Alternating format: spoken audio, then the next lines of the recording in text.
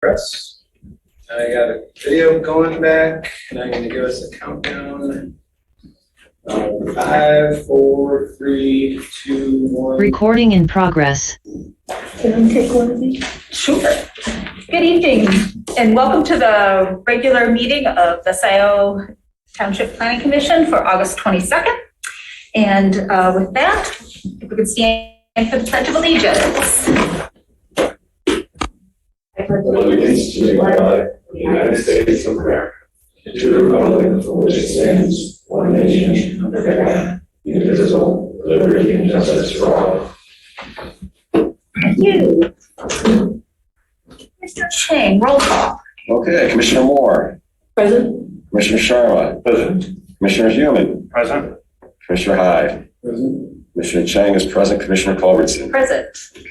And I'd just like to welcome our new commissioner, Jeff Human, and he was appointed at the last Board of Trustees meeting, had his orientation today, and is ready to serve. So welcome. Thank you very much. Yes. All right. Next is adoption of the agenda. Is there anyone that would like to add or alter anything on the agenda? Move adoption of the agenda. Moved by Commissioner Moore, supported by Commissioner Hyde to adopt the agenda as posted. All those in favor, please say aye. Aye. All right, any opposed? All right, next is public comment, and anyone wishing to address the commission on any topic at all is welcome to come forward. Please sign in, and we'll begin with folks that are in the room. We have one person, yay! And then we'll move to the folks online. And just a reminder that we like to keep public comment to 3 minutes. Unless you're representing an organization, and that's 5 minutes. But anyway, welcome. And we'll open public comment at 7:02. I'll write this in later. Yeah, that's fine. My name is Marty Mayo. I'm a Scio resident. And I'm here mainly because I'm interested in the whole subject of the PUD discussion. And I have a lot of thoughts on that matter. I hope they can fit within 3 minutes. I noticed that it's a fairly major discussion, and I'm not quite sure how I would be able to express my opinions other than here. So let's start with a letter which you received at the, not the last meeting, on the July 24th meeting from Margaret Engel, where she was commenting a lot about this PUD issue. And I think she wrote a very thoughtful and thorough consideration of the issues, and I would urge you to go back and reread that. It's worth listening to what she had to say. And many of my comments are based on what she brought up in that issue. I'd like to start with a first point, which was that Scio should not permit any large-scale developments outside the water and sewer district. And that is, in fact, has been a long-standing policy. And it's gotten stretched in recent years to permit, if a project can have water and provide its own sewer, then that's a breaking of that policy. And it can have dire consequences, particularly in the situation we're in now. And it's also written in your ordinance. What you've been doing is not following the ordinance. That means no development served only by water and using a community sewer. And a question, I think Margaret raises, if not I do, supposing one of these community sewers fails 15 years from now or 20 years from now, who is responsible for the failure of that and of replacing the damage done to the people who bought in good faith? If it's a municipal sewer, then it's clear who's responsible if there's a failure. If it's a community sewer, it's not at all clear. And until the dioxane issue is not resolved right now, and we shouldn't permit large-scale private wells and sewers, especially within the dioxane plume area.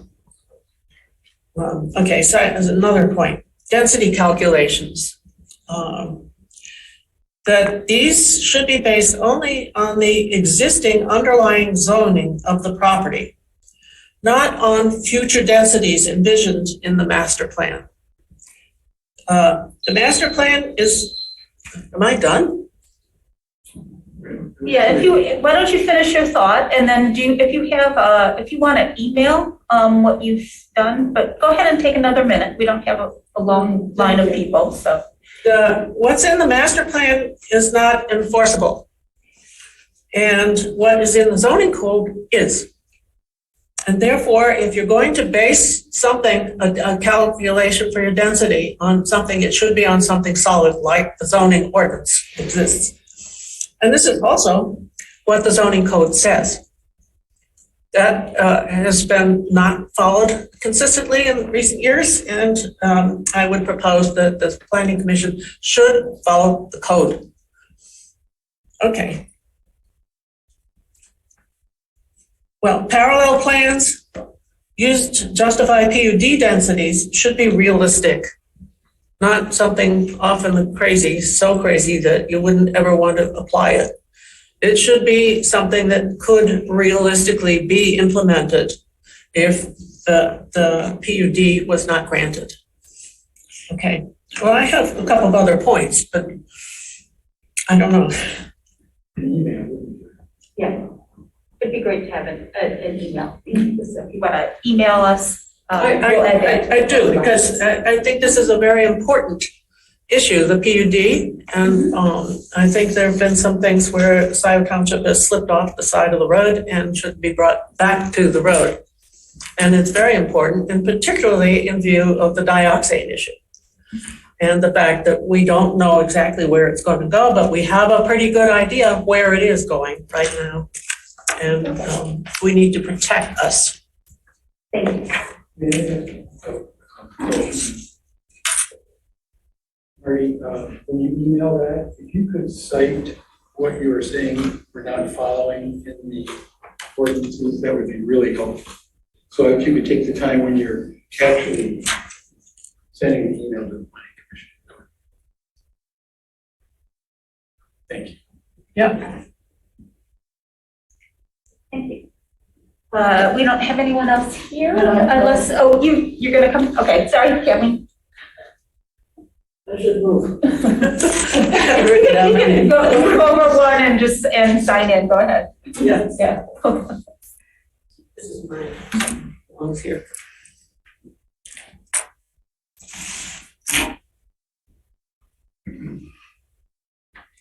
Are you using the audience camera? I will. Oh, I forgot to switch it to my side. I'm going to get out. I was only around here. Switch it now. No, I might make funny faces. We never know. My AV skills sometimes are not what they should be. Okay. Thank you. Sorry, that's over. Hi, Kathleen Brandt. First, I want to thank Marty Mayo for those comments. I thought those were excellent. If we're varying from existing policy, that seems to be dangerous. I also want to point out, I made some public comments last meeting, and Jan, I sent you those in email, and I think there was some confusion. I wanted that record to be in the packet, and I think there was confusion that you wanted my public comments, sort of the content, the gist of it. But the oversight is one of my items did not appear in the minutes. So maybe if we can include that, and the one that did not appear is one that I really want to focus on. So this is about the POD language. So in section 36-249, application and processing procedures, this is about subsection B, concept review meeting. This essentially says that additional concept review meetings may be requested by the applicant or the township. And this seems to be an unlimited opportunity for the developer. And I want to compare and contrast that to the input provided by the public. I get 3 minutes to give you my content, my comments about some of these projects. And it really seems like it's so weighted towards the developer, and even to the point of developers turned down, and not a developer, but an applicant, for example, Huron Farms, they were turned down because they weren't in compliance with the agri-tourist. And then they met with Mr. Lewan, and they met with Mr. Lewan, and they came back, and they were approved. So that was part of my point, but I also want to talk about Mr. Kessler with the Crossroads project, which I'm so glad that Marty mentioned this underlying zoning, because you guys just approved a preliminary plan with absolutely no calculation of density, which we knew it was an alarming double. But if it's still underlying zoning, which was industrial, that's alarming. So Mr. Kessler, there seems to be some improprieties. And Mr. Kettler, I'm sorry, I didn't get his name right, Kettler, he went to OHM. OHM gave him permission that we had plenty of capacity in our sewer system. OHM is not an agent for Scio Township. They should not be giving any reasoning on that. That is before Scio Township governance. And the same with access to the fire department, access to the TAP meeting. So he has all this access, and it's influential. It is changing people's mind about that project. And citizens get 5 minutes if they're lucky at a public hearing, but this is so disjointed that they basically can speak until they get what they want. So if you could add that part, I would truly appreciate it, because it references the exact spot in the ordinance. Thank you.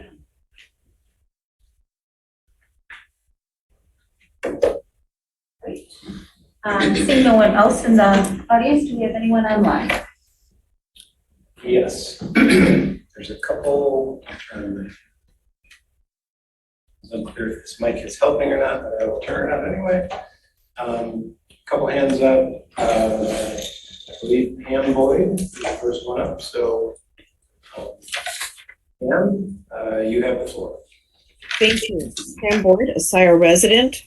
I want to respond to Kathleen's comment briefly, and then I'll give you my comment.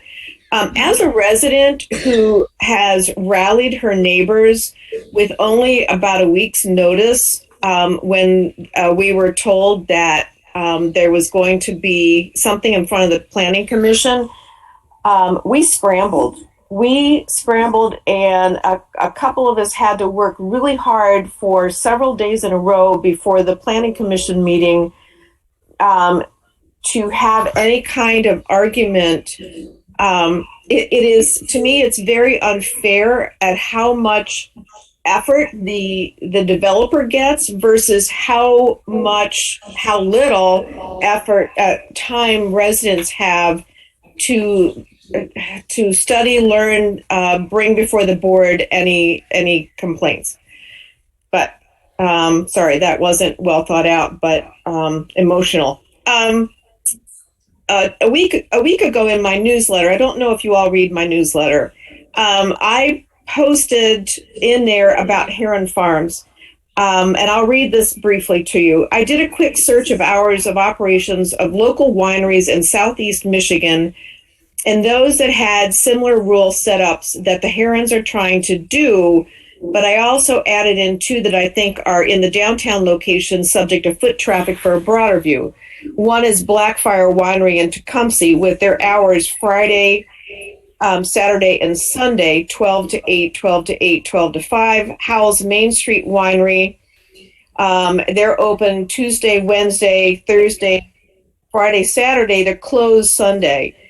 Twisted Cork Winery, hours Monday, they're closed. Tuesday, 3 to 10, Friday, 1 to 10, Sunday closed. And it goes on. And so The Heron Winery will be open long hours in a residential area relative to other wineries. Are their extended hours really necessary? The township doesn't have a strong noise ordinance in which to police these event barns, as neighboring residents to the Scio Church event barns can attest to. I'd really like to read the actual motion. I haven't done that yet. Hopefully tonight I will read that. And so I'm really concerned about how long this winery has open hours versus the normal. And this is in a very rural area with houses close by. Is that really a good thing? Thank you. Thank you. Any other?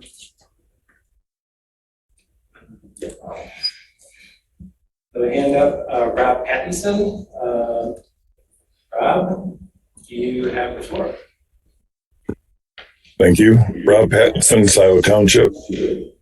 First thing I would like to say is that I wholeheartedly agree with Margaret Engel's letter and Marty Mayo's, Kathleen Brandt's, and Pam Boyd's comments. I want to caution the Planning Commission on some inconsistencies that have been happening recently. And that is that the very slick presentations by Abras Grove and Crossroads went sailing through the Planning Commission and were approved. And I use the term shoehorn intentionally because they're very high density compared to other projects. And then last week at the Zoning Board of Appeals, they rejected the application of a resident to add, in the most inconspicuous way possible, a garage to their home.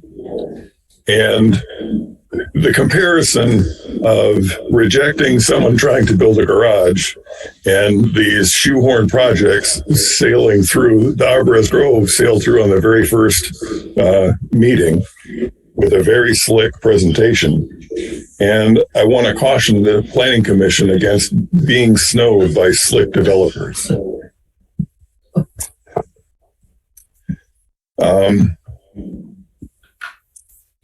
One thing that Crossroads was very proud of was their $80,000 that they're contributing towards the fire department and their PUD public benefit.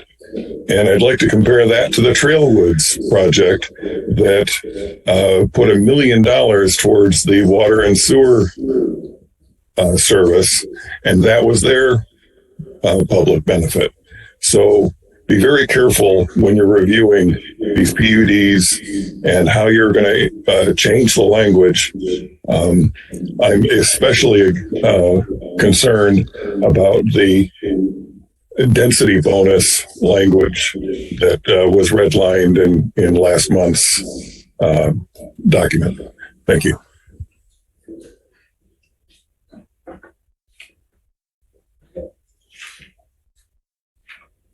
No one else in the audience, no one else online is raising their hand. I'll entertain a motion to close public comment. So moved by Commissioner Moore, support by Commissioner Trammell. Any further discussion? All those in favor, please say aye. Aye. Any opposed? All right, we're closed at 7:18. All right, moving on to communication and correspondence. Did any commissioners receive any correspondence or communications? I do want to report one communication from Eagle. Marissa Hudgens emailed in response to the comment that I made requesting a public hearing for Heritage Woods wastewater treatment facility. And it sounds like, she said we had some good questions, and because I had submitted it on behalf of the Planning Commission, and they wanted to know if we wanted to have a meeting with them. And so it sounds like they're not going to do it. It sounds like they may not be doing a public hearing, But I wanted to, we can talk about this in my report. I assumed we wanted to meet with them, and I advised them that, when we meet, and it's an open meetings and, Open Meetings Act, so it wouldn't be just, some, afternoon Microsoft Office kind of meeting. So I have not heard back from them, but anyway, I wanted to report that. And I also reached out to Rick Lawson at the Huron River Watershed Council to see if he had gotten any response, because he also requested a public hearing, I believe, and he had not heard anything. So at least they communicated with us, and I will follow up on that email. That was just, it just came in on Monday. So we'll see if we can, because I think if we can get them to at least, even if it's Zoom, at a planning commission meeting, and then we can at least, get questions answered. And Rick said he'd be willing to attend as well from the Watershed Council. Okay. So, Can I ask you a question about Sure. that? Do you know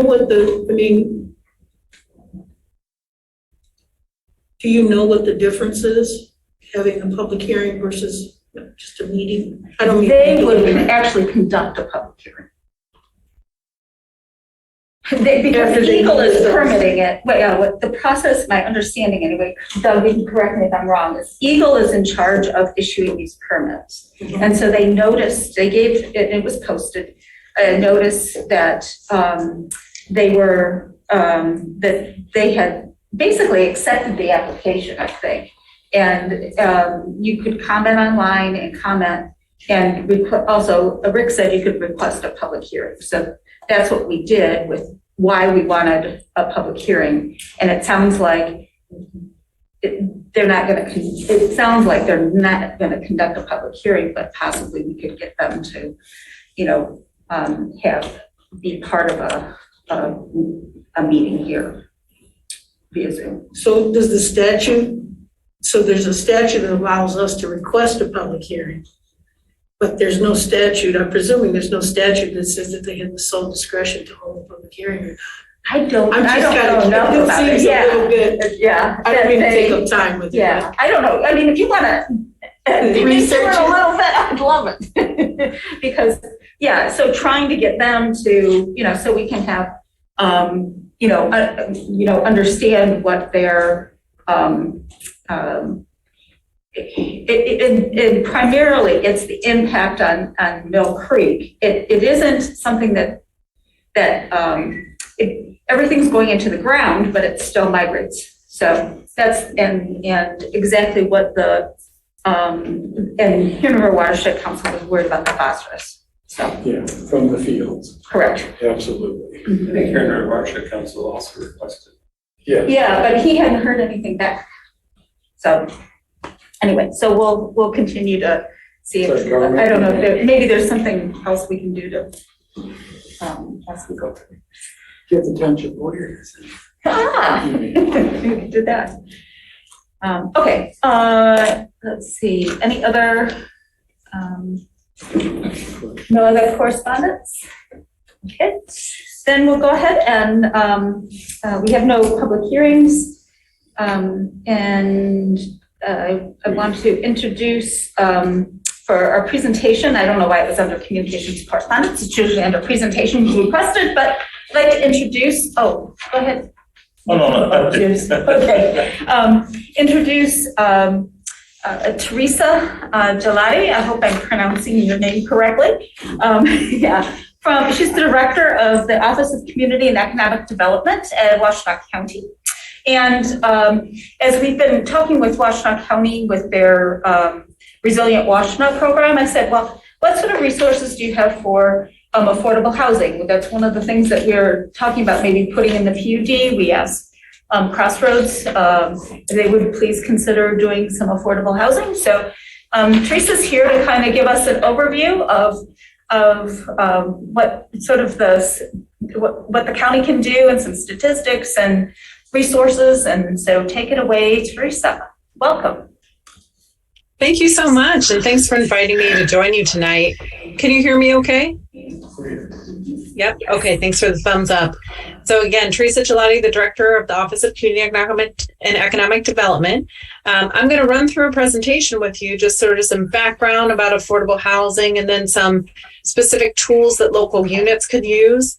But I want to let you know that Scio Township is a member of the Washtenaw Urban County, and through that entity, there are a number of funds that are available for affordable housing. And we can talk about that another time. I was a little bit more focused on things that are more in the realm of the Planning Commission tonight. So hopefully that will work for this conversation. I'm going to share my screen and kick us off. And feel free to interrupt me as I go through it and ask questions at any time. Can you see that okay? Yep. Okay, fantastic. All right, so the first thing I want to do is just generally talk about affordable housing and affordability, sort of different questions about how it's defined and about what makes something affordable, who would use affordable housing, who it's kind of targeted to, related to incomes, and then what strategies are available for local units of government and planning commissions to try to increase the amount of affordable housing stock. So let's dig into that. So generally, housing that costs less than 30% of a household's gross income is considered affordable. So that's everybody in the household that's an adult. You don't want to be paying more than 30% of your income on housing. And when I say on housing, that's rent and utilities if you're a renter. If you're a homeowner, that's mortgage, taxes, and utilities. So it's kind of all of those grouping of housing costs together. If you are spending more than 30% of your income, it's considered being cost burdened, because obviously if you don't have that income available, then you may have to do some trade-offs related to other costs for your household. It could be around food or transportation, childcare, education, medical costs, and other needs. I want to think about it one other way though. So think about that 30%. And there's another group that we follow, the Center for Neighborhood Technology, and they say, well, don't just talk about housing without talking about transportation. So if you're talking about housing and transportation together, you want to have a household not spend more than 45% of their income on housing and transportation.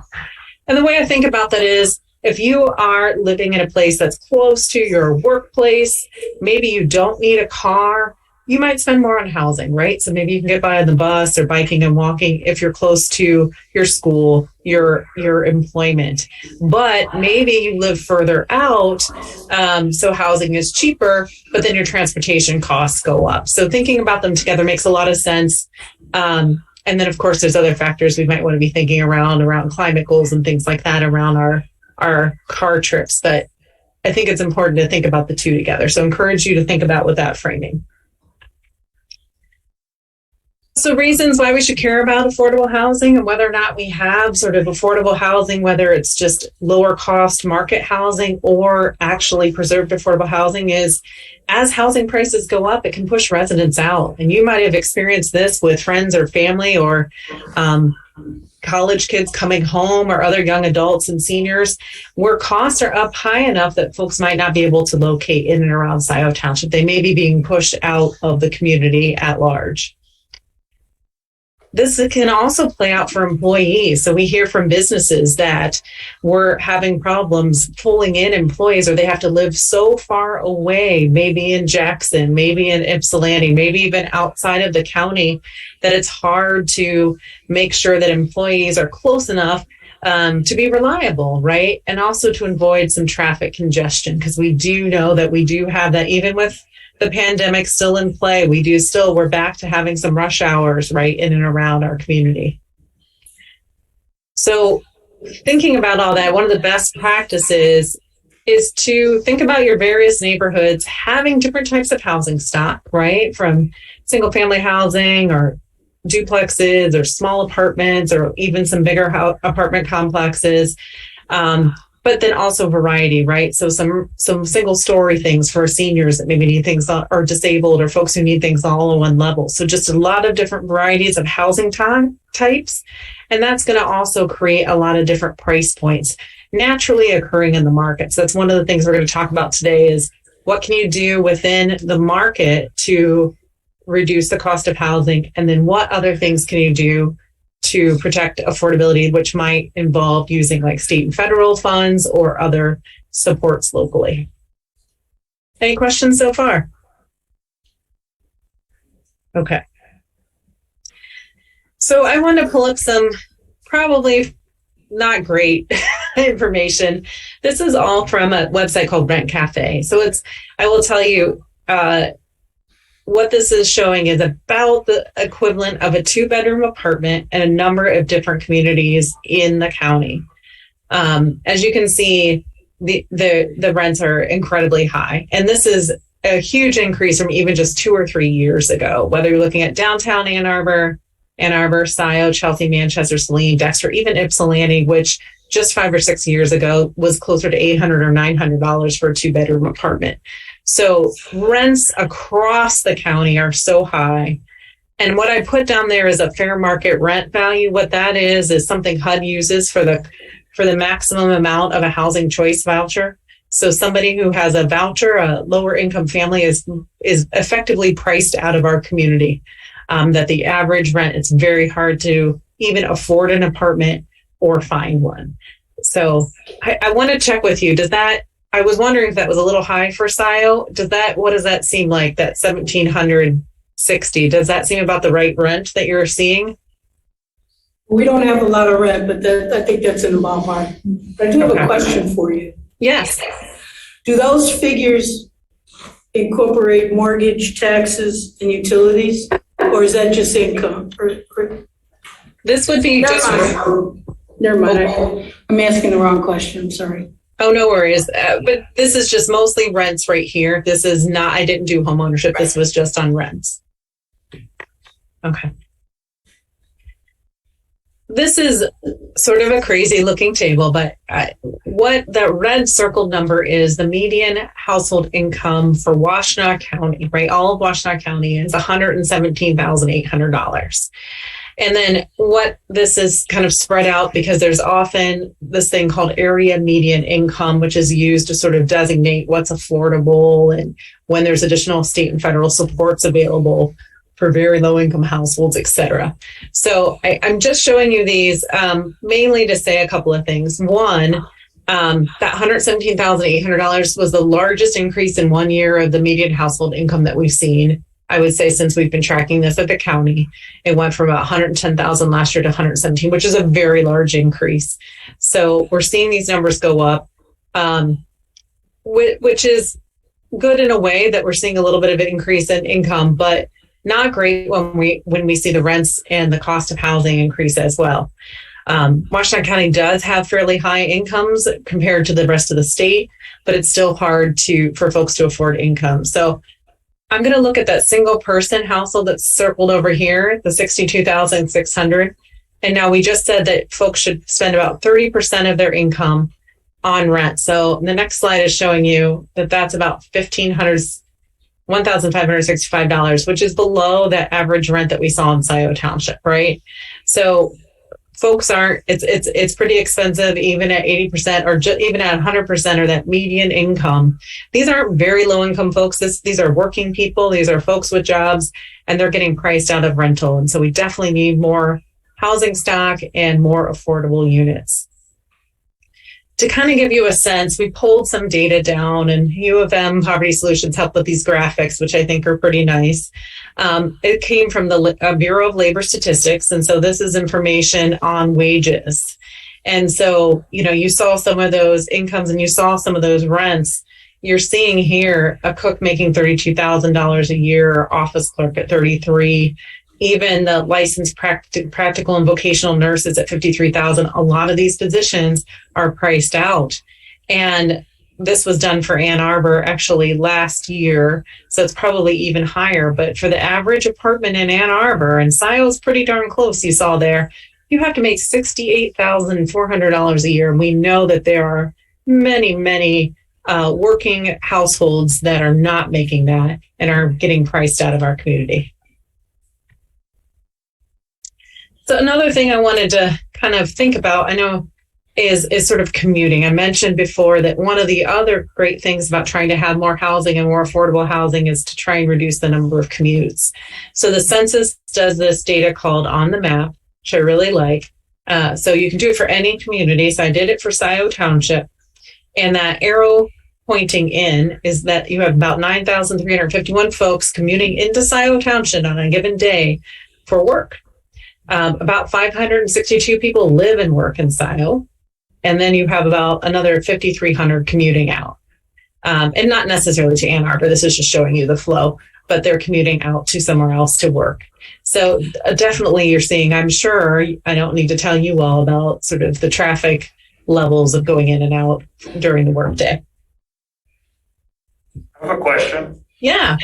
Are those 9351 coming into Scio? Are those, some of those part of that 5,319?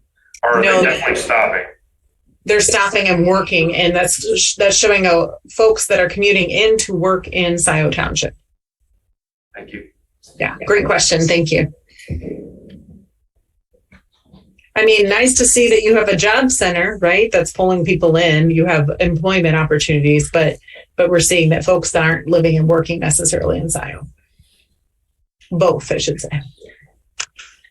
So I wanted to share with you some strategies that we pulled together. In 2015, Washtenaw County did housing affordability and economic equity analysis. In it, the big goal was to balance the housing markets in the county. So the idea that in and around Ann Arbor is we see higher incomes, but very expensive housing. And then generally on the east side of the county, we're seeing lower housing rents and lower sales prices, but much lower incomes. And so the intent within that study was to try to balance the housing markets by adding more affordable units in and around Ann Arbor communities. So basically those high market communities needed more affordable units to support working households in and around those communities. And then on the east side, to try and grow more college educated households. So within that study, there was a number of recommendations, and I'll make sure I share that study with you if you guys want to take a look. The numbers are older. I will tell you that, we update those census numbers regularly, and the need is only increased. So for what it's worth. But what we did was we took the recommendations and we put them together in sort of three categories. Some of the recommendations that came from the group that helped do it, we can't do in Michigan. So I left those off and really focused on what is allowed and enabled within our various communities. So the first category here, that first column, are zoning and policy changes. So it's, and I'll talk a little bit more about these. So it's making sure that you can add a variety of housing types that a family could build onto their house with an accessory dwelling unit, that you could do a duplex or a triplex in most of your districts, ideally within your service areas for water and sewer. But making sure that there's enough, that you're having enough variety, that within the characters of the districts, you can add some small density increases, so you're adding housing stock. And in those cases, we're talking about that being sort of more naturally occurring affordable housing. A couple other things you can do are looking at your planned unit development ordinance, and you could say for whatever exception folks want, that they can have that if they're providing one of their community benefits, could be, among others, adding affordable housing within their development. That's something that you can actually write into your planned unit development ordinance as an example of a public benefit that could be provided by the developer. I heard some examples earlier of a few that have been done, and I know you're talking about that ordinance later.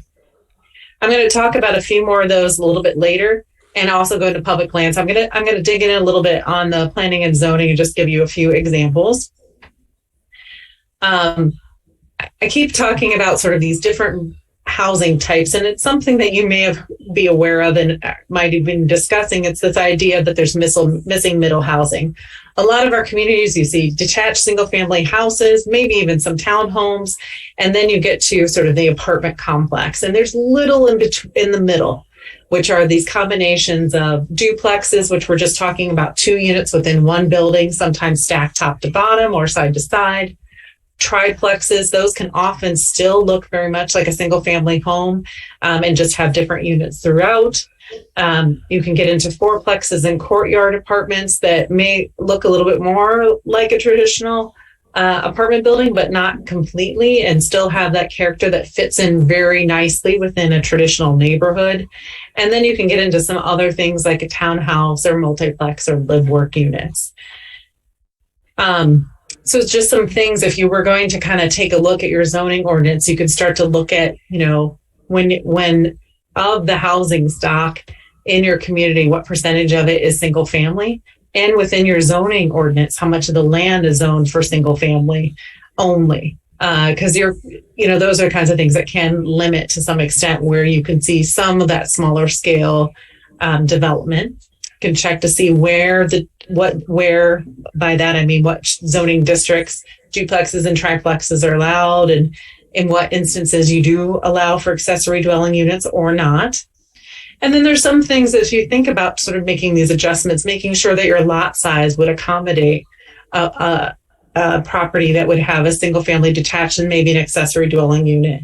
Or is there any minimum building size that might limit like a couple tiny houses or smaller cottage houses on a site? So there's different things to think about within the zoning that might permit a little bit more, again, smaller scale density.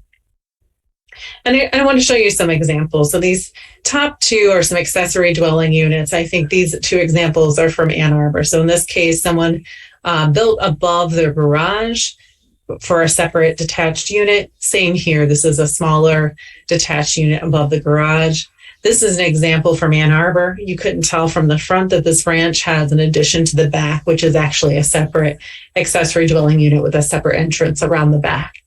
So there's a lot of ways to kind of think about how you can do something like an additional accessory dwelling unit, or even moving into duplexes. In a lot of cases, duplex doesn't look any different than a detached single family house, but it's separated in such a way and has an entrance either on the side or the rear to designate, again, side by side or top bottom units.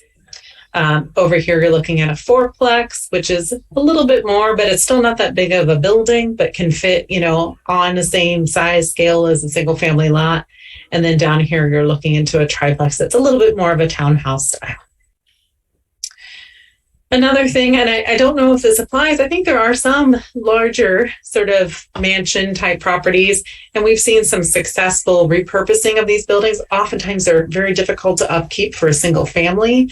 The example on the left is in the city of Ypsilanti. There's 7 different units in that old mansion, the old Gilbert mansion. I'm told that every single one has a fireplace. I've not seen it, but I'm sure that sounds beautiful. And the other example here we're looking at is in Dexter. And I believe it's about that same scale, about 8 to 10 units within that building too. So repurposing existing units can also, again, small scale increase in density, but it doesn't impact the character of the neighborhood. The idea of townhomes and row houses, these often will save developers costs. So again, this would result in potentially a lower price point or rental for folks.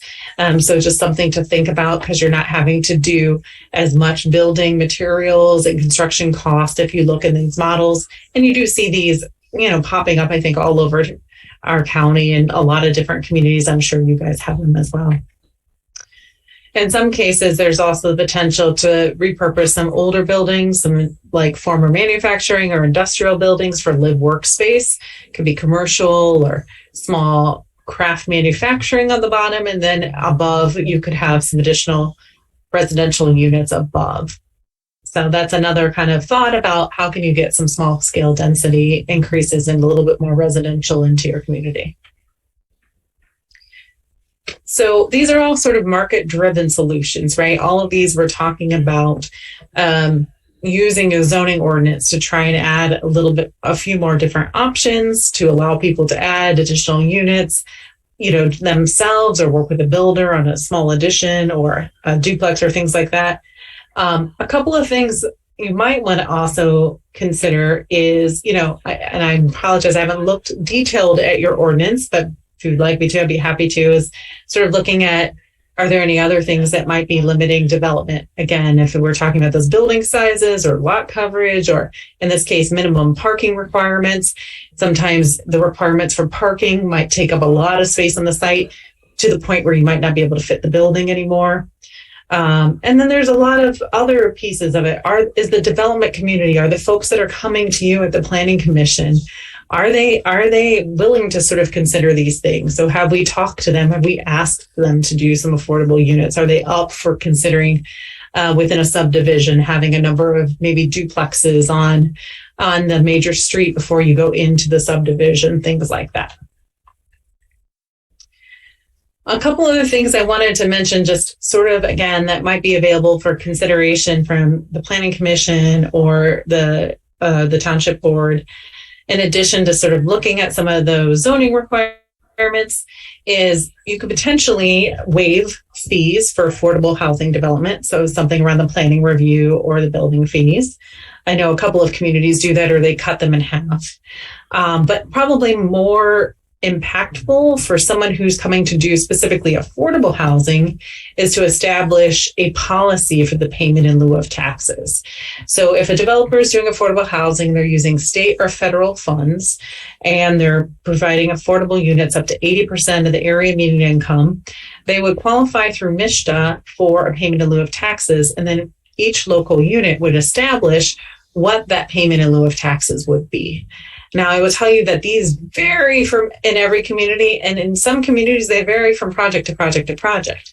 But if you're to set in place a policy on it, you can sort of let the developer know in advance, look, Scio Township is willing to support an affordable housing developer with a payment in lieu of taxes. Here's what it looked like. And they can also, that helps them run their numbers, because if you're doing a longer term affordable housing development that lasts 20 or 30 years, knowing what your taxes are for those 20, 30 years really helps make things more predictable and more manageable related to the long-term financing and operation of affordable units. I will tell you that the most generous one that I've seen in the state is the city of Ann Arbor, who actually, and I haven't seen anybody do it this low. The payment in lieu of taxes is $1 per unit. It's not necessarily suggesting that, but that's the scale, is often like a percentage of rents all the way down to $1 per unit to really try to incentivize that affordable housing. So the two other, in addition to sort of zoning, the two other big categories of things that can help, allow and, encourage, and in some cases really even direct partnership for affordable housing, is a community looking at their public land and seeing if they could partner with a developer to basically give the land at a discount to a developer. It could be somebody local like Avalon Housing or Ann Arbor Housing Commission or Michigan Ability Partners, or it could be a private affordable housing company, or providing funding and financing. So in some cases, communities have contributed to an affordable housing fund. The county used to do that for years, but hasn't in probably the last decade. We're trying to see if we can get one back. The city of Ann Arbor does have an affordable housing fund. The city of Ypsilanti had one briefly. You can also look at using some of your zoning as incentives, density bonuses. Someone can build a little bit more housing if some of those units, a certain percentage of those units are affordable, up to say 60% or 80% of the area median income. And then you can also, if you have some larger employers, work with institutions on down payment assistance. The county actually worked with Eastern Michigan University a number of years ago to establish a program called Live Ipsy, where there was support for Eastern Michigan faculty and staff who lived by campus they got somewhere between $10,000 or $12,000 for down payment assistance if they bought a house near campus. Eastern loved it because it was reducing the commutes and people taking up parking spaces on campus. And then it was great to see folks living very close and being more engaged in the community for the Ypsilanti. Now, I skipped the middle one, which was public land utilization, for a reason, because there's been a lot of examples of this recently. The county has been working with Avalon Housing and also Thrive Collaborative on the former Juvenile Detention Center site on Platte Road in the city of Ann Arbor. So we went through pretty large charrette process back in the day and had an RFP that went out for the property and had these two developers apply together. So the funding is secured, and we should see actually, significant groundbreaking and site work on the site this year. And that would be 50 affordable units and 75 market rate. The city of Dexter actually just finished up a project using a city of Dexter owned site that they sold to Avalon Housing for the develop of Hilltop View. Some of you might be familiar with. That is, I want to say I'm forgetting the number of units. I think 23 units of affordable housing for households up to 60% AMI. And some of them are actually reserved for folks exiting the homelessness system. Just finished. It's a beautiful new development in Dexter. And the city of Ann Arbor recently had taken a site that they acquired through a right of first refusal, sold it again to Avalon for the development, which should be in a year or two on Maple Road, some additional affordable housing.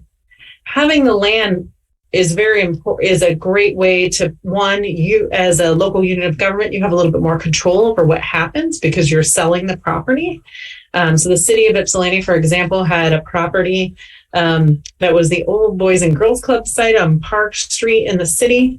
They had tried for a number of years for the partner and found someone who was going to do for sale housing, and they actually were able to work with them to do half of those units as affordable. And the city will then preserve the affordability in a deed restriction, a long-term deed restriction that will be ongoing. So this can be done for rental or for sale housing. But it gives a lot of control to the local unit.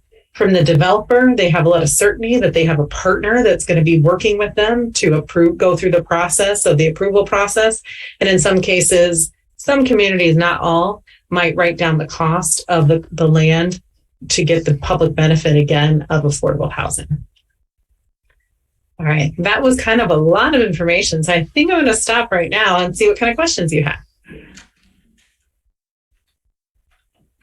Teresa, would you do me a favor and open up that the dashboard and talk a little bit about what exists in Scio? And obviously it's not completely up to date, but I think it would be good. Thank you for reminding me. I almost forgot about that. So thanks so much. Give me 1 second to pull it up. I mentioned that we had done that study in 2015. And when we did that study, there were some goals that were set as a community around adding affordable units and the goals were to add 157 units every year for 20 years in high market areas. I mentioned like in and around Ann Arbor. Initially, we talked specifically about it being in Ann Arbor and Pittsfield, but really it's any high market community. And so we wanted to track it. So how are we doing? So this is the dashboard that we put together. There are a few more units that I get to add later this month or next month, which will be good. But so this is as of last year. So we get to add a few more units here. But the current count as of, I guess it was probably last winter, was 4,341 units. Since 2015, when we did that study, we've added as a community 133 units. Sadly, we've lost 911, but there are 221 units sort of in the queue that are waiting to be developed in the next 3 years. So this is countywide. What's nice about this dashboard is that you can look at each community. So let me go down and look at Scio here, and I can send you this link as well. And it'll zoom us in. So here's Scio. And Scio actually down here, if you click on it, we can find, here's Lakestone Apartments or Parkland Place. Some of you might know it as. There's 144 committed affordable units. And when we say that committed affordable units, there is a restriction on income. So you can have only up to a certain income to live there. And then there's a limitation on rent. The idea that if you're a lower or moderate income person, you should be paying less than your rent. And so there's both of those in play when we talk about committed affordable units. One other thing that this shows is any lost units. So a few, since 2015 again, some of you will probably remember Arbor Club Apartments or Wood Chase. I think it went by for a number of years when it was affordable. And those were lost a few years ago. That was 143 units that were lost. So over here, you can see for Scio Township, Scio has about 3% of all the affordable housing, 144 units out of the 4,341 county-wide. 2% of those rentals, 2% of your rentals, of all Scio's rentals, are affordable. And, 2% of all county rentals are affordable. And of the rentals in Scio Township, which is just about 1,100 rentals, not very much. I do remember one of you mentioning there's not a ton of rentals in Scio. Only 13% of those are affordable. So this is kind of a neat tool. You can also compare yourself to other communities if you would like to. Here's Pittsfield Township, just sort of a neighboring township. You can see they've got a couple of different ones. Some of you might know Carpenter Place. It's a larger senior one, some smaller ones through community mental health. They're kind of in a similar situation of about 169 units, a really similar number of affordable units. They also lost some units recently, Willow Ridge, and also Linden Park, formerly Lexington Club. And they only have a lot more rental units. That's where they definitely differ from you, and they're at about 3%. They do have a recently approved, it'll be one of the things I get to update later this month or next, is that they did recently approve about 300 units of affordable housing. So that'll be something in their planned unit section, which will be great to see over the next few years. Teresa, what do you mean by lost units? Can you explain that, please? Yes, thanks for asking. So what that means is there was a previous protection. In most of these cases, if they are committed affordable units, there's state or federal funds, either from Michigan State Housing Development Authority or HUD, that because a developer used those funds, they have to make the project affordable, both those income and rent restrictions, for say a 20 or 30-year period. When we say the units are lost, one of a couple of things happened.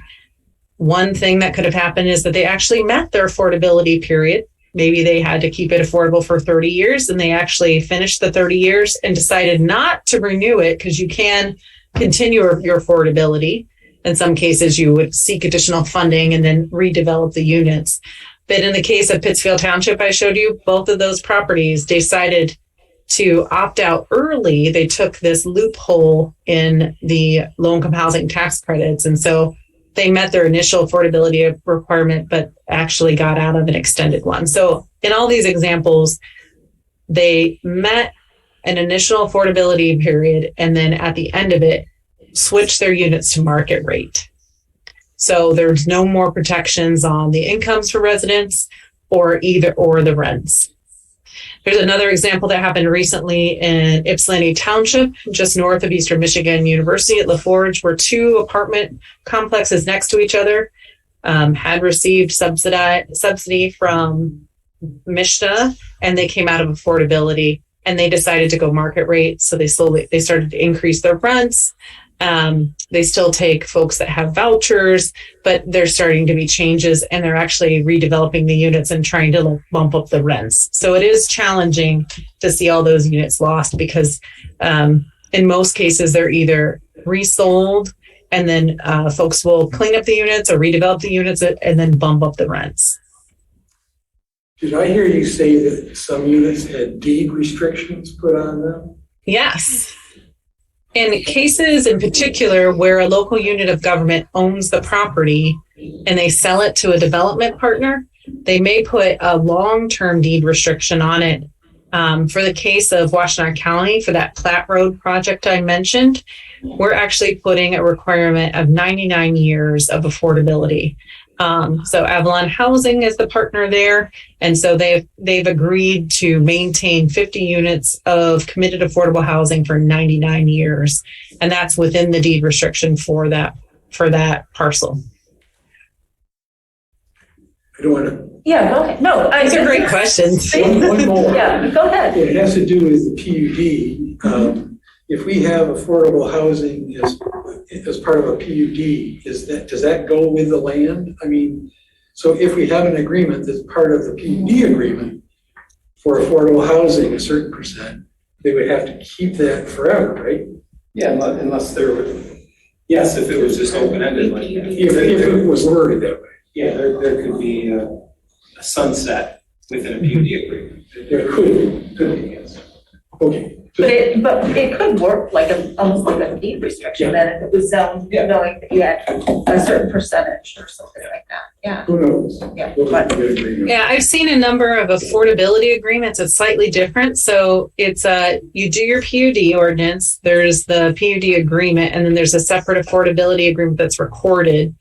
That would memorialize like what income level you're hitting, the number of units, kind of the rent level, and then often a term like the number of years. And in some cases, I've seen things that are 15 years, 20 years, or 30 years, or Ann Arbor's attorney doesn't like to say in perpetuity. That's why they keep doing 99 years. But that would be something you'd have to work out with, obviously, Mr. Lewan and the legal team, I imagine. But we can share examples if that's helpful. Teresa, given like the census of Scio Township, our housing stock, which we have added at least one with Woodview Commons, one large, how many units was that? Do you remember? Trying to remember, but anyway, it's several hundred units, none of them affordable. But we're adding to the rental. How would you look at your statistics and say, if we wanted to meet, some of the county's goals around affordable housing, what kind of number and how would we calculate our, sort of fair share, if you will? That's a great question. I won't be able to give it to you tonight. But when we did that 2015 housing study, the idea was this concept of fair share, right? So it's funny you should mention those words. So it was this look at how many affordable or how many rental units does the community have, how many low-income families, all this kind of stuff, and sort of how do you balance it so that each community has at least some kind of somewhat equitable distribution of affordable units for folks to be able to live and work and have access to, school systems and all those kinds of great services and resources. So I could basically take that study and sort of update it and come up with a number for the fair share. What would have been recommended as a fair share for Scio, if that's something you'd like to see, but I need a few weeks to put that together. But I could pull that together for you just to sort of represent what number of rental units that might be. Yeah, go ahead. Question. What is the percentage, maybe you said this already, what is the percentage of affordable housing in Scio Township as a ratio of the total population? And how does it compare with anybody else? I mean, that's a good way to. Okay, wait, let me make sure I got that. Yeah, the ratio, the number of affordable housing units in Scio Township as a ratio of the population, maybe. I'm kind of trying to understand how do you compare two places, us and Gipsy, us and somebody else. How do we compare whether we are good or bad? Right, I mean, it's a great question. I think there's a couple ways you can do it. And I'll send you a copy of the study because that housing study we did in 2015, it used sort of this idea of trying to make sure, and I mentioned like that the county was out of balance, right? So we needed to have more affordable units. And so this idea, if you have this many rental units, but mostly you're serving people at higher incomes, then you need X number of affordable to balance it out. So that's one way that they approached it. The other one, I think maybe less scientific, but a little bit more immediate, is within this dashboard. So if I look at a community, you had mentioned Ypsi. I'm going to pick Ypsi Township as an example here. They have a very large number of rental units, right? So almost, 9,300. And here's something interesting. While they have only 8% of their units are affordable, they're carrying 18% of the total affordable housing stock in the county. So it's kind of a large number for them to have. They have 18% of all the county rentals, and they also have 18% of all the affordable units in the county. So that's something else to kind of look at. If you look at, here I'll pick a couple more. We'll do the city of Ipsy, then we'll do the city of Ann Arbor. City of Ipsy, they only have 10% of the county rentals, but 22% of the affordable housing stock. And this is actually problematic here. You see it's all concentrated on the south side of Ypsilanti. And this is the historic African-American neighborhood. So we're actually, in this case, it's not good because we have a concentration of low-income units in a community of color, right? So this is not, Ipsy is actually carrying way more, in my opinion, of the affordable housing in the county, percentage of it based on their size and the number of their units. But let's look at Ann Arbor here, one more, and then we'll go back to Scio. City of Ann Arbor, which we know has the most rental units in the county, about 26,000. They have 36% of all the affordable housing in the county, which makes sense. They're the largest community by far and largest rental. But they have 49% of all rentals. So they're not even on par, with the number of affordable units, the percentage of all the county affordable units, and the percentage of rentals that they have. So those should be a little more balanced, in my opinion. These numbers should be more evenly, I guess, represented overall. Now we'll go back to Scio real quick because you guys don't have that many rental units, so it's a little bit different conversation. And so it's close, but I still think in this case, you probably also just need more rental stock and then more affordable rental on top of it. Yeah, go ahead. These numbers don't give a measure of Scio Township's performance because they're correlated to the population or some kind of a ratio. It says 3%. What does 3% mean? It means nothing in isolation. Am I thinking right? But wouldn't it make sense to have it? The reason I'm asking this question is because I want to see how does Scio perform in the overall scope of things. So I can't do that off the fly. So I've got a couple ideas on how I can pull that together for you, and you can take a look at them and I think it may, I'll give you a couple different models that you can look at to see how Scio might be performing overall. How about that? But it'll take me a little while to get that back to you. So Thank you. Yeah. I think that would be really helpful as, we're looking at, planning and so forth. Yeah, thank you. Great questions. Yeah. Did you, Kim? Yeah, I have a question. So I suspect that developers are not so interested in affordable housing as part of their developments. I see that, I guess having a tax credit and that is sort of a carrot. How do you deal with that issue? How do you encourage developers to be more agreeable to putting in some affordable housing units in their developments?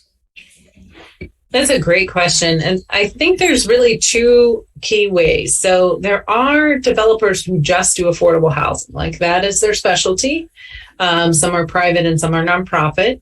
And so what they'll be looking for is, will this community support affordable housing? Because as you might be aware, some communities, folks might find a site and the neighbors are like, oh, I don't know how I feel about affordable housing. And then they come out and they are against the site, right? And so I think in some cases they're looking for communities where they have locations that would work, that they think the community, at least the elected officials, the planning commission, and those who the deciders and hopefully the community are supportive, at least enough that the development can move forward.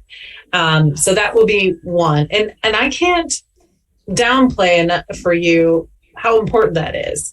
If it is a community that is friendly to affordable housing, affordable housing developers will work. In Washtenaw County, because our incomes are high, it means the fair market rents are high.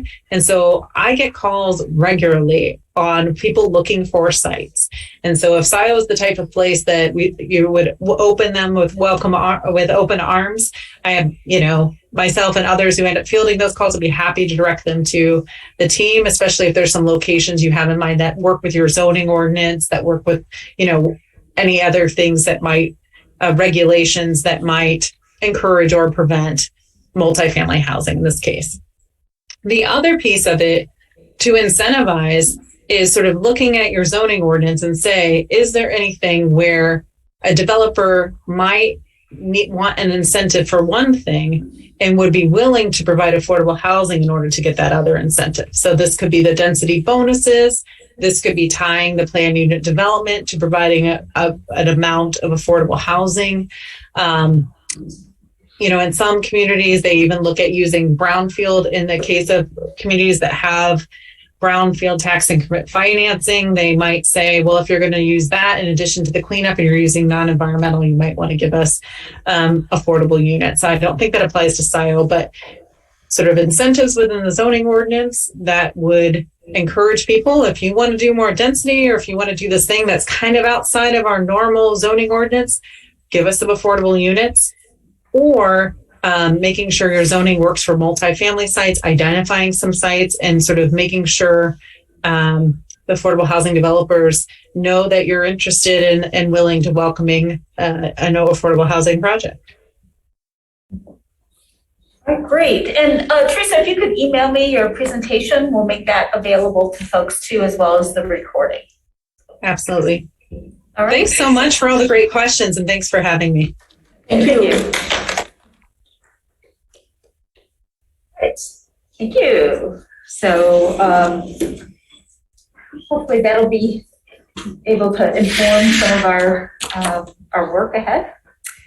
And we have no public hearings, no new business. We do have, how come this wasn't on the PV? The unfinished business is supposed to have the PUD ordinance discussion, and I just. It's on mine. It's on the. Okay, it's just this one doesn't get it. This is the one that's printed out. Okay, so We'll listen at home. okay, that sounds very comfortable. Yeah, so we'll move on to our unfinished business in the PUD ordinance discussion. And just a reminder for folks that this is the very beginning of this process, and getting some feedback from commissioners and obviously public comment on reshaping portions of the PUD ordinance. And it'll, when the language is actually more complete, it'll come before the Planning Commission with a public hearing, and then it ultimately also has to have approval by the trustees. So this is just the beginning of those discussions. This is just a discussion amongst ourselves. And then there will be a public hearing where we'll have more discussion. Yeah. So it's quite a ways away from. And I don't know, Doug, did you want to come down off the loft and? Yeah, we can go there. Do you want to? Do you want to? to? Do you want to do the camera thing? And then you can show the map and Yeah. that sort of thing? Okay. Yeah, I will. Go there. I'll sit there. Oh, so everybody can see my smiling face. Get it in and. It's back up here to switch it back to you guys.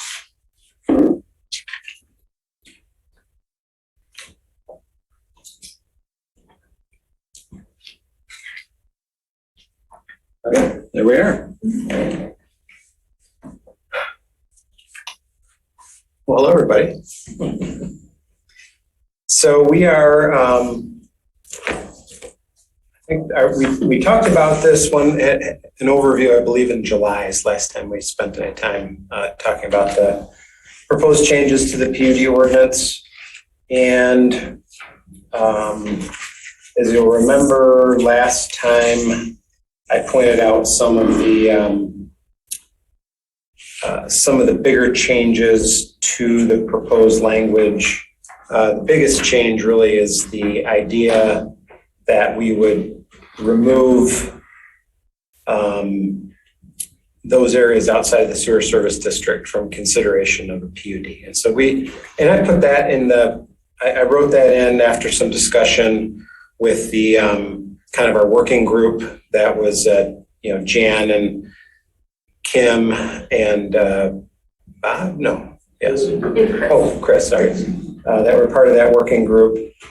And I put it in there really for discussion purposes. I don't know that I even agree with this idea, but I just wanted to, there was a lot of discussions about PUDs and where we allow them within the community and what we might be able to do to have a little more control over where they pop up. And so this was an idea that I just wanted to float out to the group.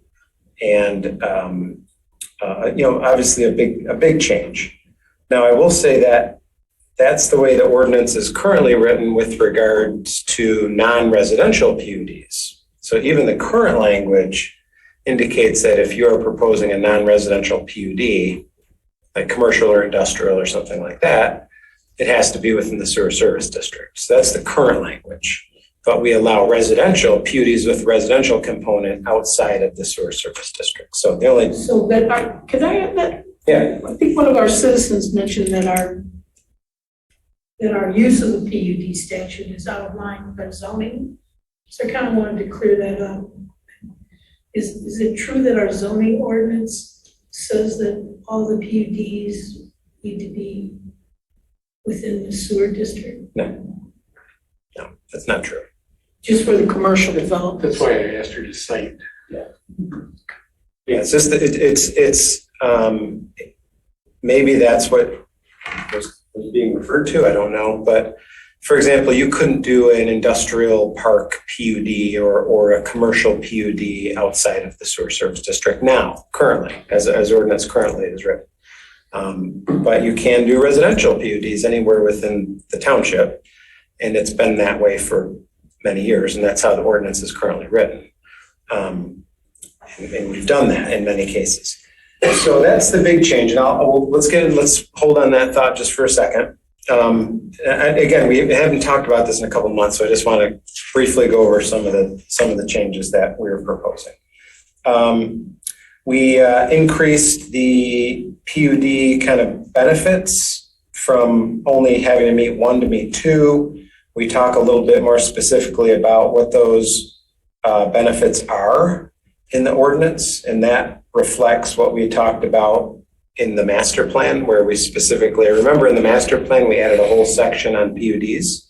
And so we're doing what we're supposed to be doing. You're supposed to have stuff in the master plan first before you change ordinances. So plan first, zone second. So we are following what we've kind of talked about in the master plan, and that's to have some specific public benefits like fire and utilities and paths and things like that. So we're trying to kind of reflect what we talked about in the master plan in this ordinance. What section are you looking at? Or you're just going over? I'm just kind of going over it. It's the very first page there, page 1. And then we talked about under residential density, we did propose a 5% density bonus increase from the current ordinance standards. However, that increase was also attached to the idea of not having PUDs outside of the sewer service district. So the density bonus would just be, the way this is currently written, it would just be within the sewer service district, not outside of the sewer service district. And also, we added a few other things that could get you a density bonus, like providing EV parking spaces, provision of net zero energy buildings, and 10% of all your housing units being affordable. So we tried to put some of that, some of the discussion we heard tonight in this. That could be, after hearing some of the conversation tonight from Ms. Giletti, I think we probably should beef that up a little bit or make some changes to that, but that's a discussion maybe for another day or as we progress. We made a clarification about the density, and I know this was discussed by Ms. Mayo, and she indicated that the base density of a PUD should just be the zoning. And we could do that, and that's how years ago, that's how the master plan, or that's how the planned unit development standards, that's what they indicated, that it had to be the underlying zoning. And so what that causes, or what happens in that case, is the developer, let's say a piece of property is zoned agriculture, master planned for 1 acre lots. The way the current ordinance is, actually the current ordinance is written this way. We just clarified a little bit in this ordinance. The current ordinance indicates that the density of the PUD project can be based on either the zoning ordinance, this underlying zoning district, or the master plan. So in the case where a piece of property had a master plan designation of medium density residential, which is equivalent to R1, they could utilize what the master plan is projecting for that property to base their overall density on. Now, if that provision is not in the zoning ordinance, where they can simply utilize the underlying master plan, which is a density that we have all basically agreed upon, or that's 5 to 10 years, that's what the community should look like. What that does is it requires the developer to take one additional step. So instead of just basing their density plan on the master plan, they would actually come in for a rezoning to that designation first, get the rezoning, and then apply for a PUD. So, and that's what a lot of developers used to do. They would say, well, it's master planned medium density, which is an R1 designation. I'm just going to get my rezoning to R1. If it meets the master plan, it's likely that zoning would get approved by Scio Township. And then after they get the rezoning, they come in for their PUD. And so what that would do is it would cause, a rezoning. It would cause several months added to the process. And at the time when the ordinance was changed, that was something that the Planning Commission wanted to change. So we changed it. Meaning that once you applied for the PUD, the change in the zoning would change along with the approval of the PUD. Well, the PUD, yes, and the PUD, yeah, exactly. And the PUD is a rezoning. So PUD is a rezoning. That's the other reason why we based it on the master plan and not the underlying zoning, because a rezoning or a PUD in Scio Township is a rezoning. So someone technically is basing their rezoning on the master plan, which is the same as they would be doing if they just came in for a straight rezoning to R1. So there seemed to be, and this goes, we made that change over 10 years ago. It might be 15 years ago that change was made. So that's not new. But we made a little clarification in here because there was a discrepancy in the language. But that's the way we've been interpreting it. That's the way we've been using this ordinance for many years. And I believe we've been very consistent with how we've been applying the zoning ordinance in this particular case. So moving along in some of the big changes, we added some language on tree preservation. There was language on tree preservation, but there was discussion that we wanted to have that a little more specific. We added language on pathways and trails to provide those into the master plan or into the PUD project, and a couple other clerical things. And then one of the other big changes that we are proposing is that, well, it's kind of a technical thing, but the public hearing be held at the township board level. Our attorney Fink indicated that he believed that a public hearing was required at the township board. That's not how our ordinance is written. And we started doing that with Woodview comments. And so I just added this to the ordinance because the attorney indicates we should do that. And then the last thing, it's really a big change, but something that the Planning Commission wouldn't necessarily see, and that's the requirement of a development agreement. And we have been requiring development agreements for PUDs, and development agreements are those agreements that clarify who's responsible for what part of improvements. It can talk about things like contributions for utilities, contributions for fire, what road's going to get paved, what intersection is going to get improved, when's it going to get improved. things like that. So things like, we have been requiring them, but we have been requiring them in, now this is where the ordinance has been, we've been applying there's been some inconsistency, and that is every development agreement doesn't look quite the same. Like one developer proposes one thing, another developer proposes something else. The township attorney looks at it and agrees with it, the township board agrees with it. And so this is an effort to kind of bring some uniformity to what we're getting from developers as far as the development agreement. And frankly, we never even required a development agreement before, but we have been asking for them over the last couple of years. So those are the changes. Wasn't there something about the parallel plan and going to a calculation Oh, as a? Not yet. But That's a good point. Because I know there's some discussion about parallel plan. And for those of you who don't know, I mean, Marty Mayo was the planning commission chair here for many years. So Marty's I worked with Marty for, 10 years or 12 years, however long she's on the planning commission. So I completely respect what she has to say because she's been in your shoes for many years and understands what's going on and understands parallel plans and the pitfalls of those, and how a developer does kind of show what they call sometimes the crappy plan, and they try to get the most density possible out of a parallel plan. I've been kicking around the idea because these parallel plans can be, while meeting the letter of the ordinance, in some cases, in many cases, might not be realistic or something a developer might not actually want to build. I've been kicking around the idea of going to a mathematical equation instead of a drawing, because the drawings are they're usually not something that's terribly realistic.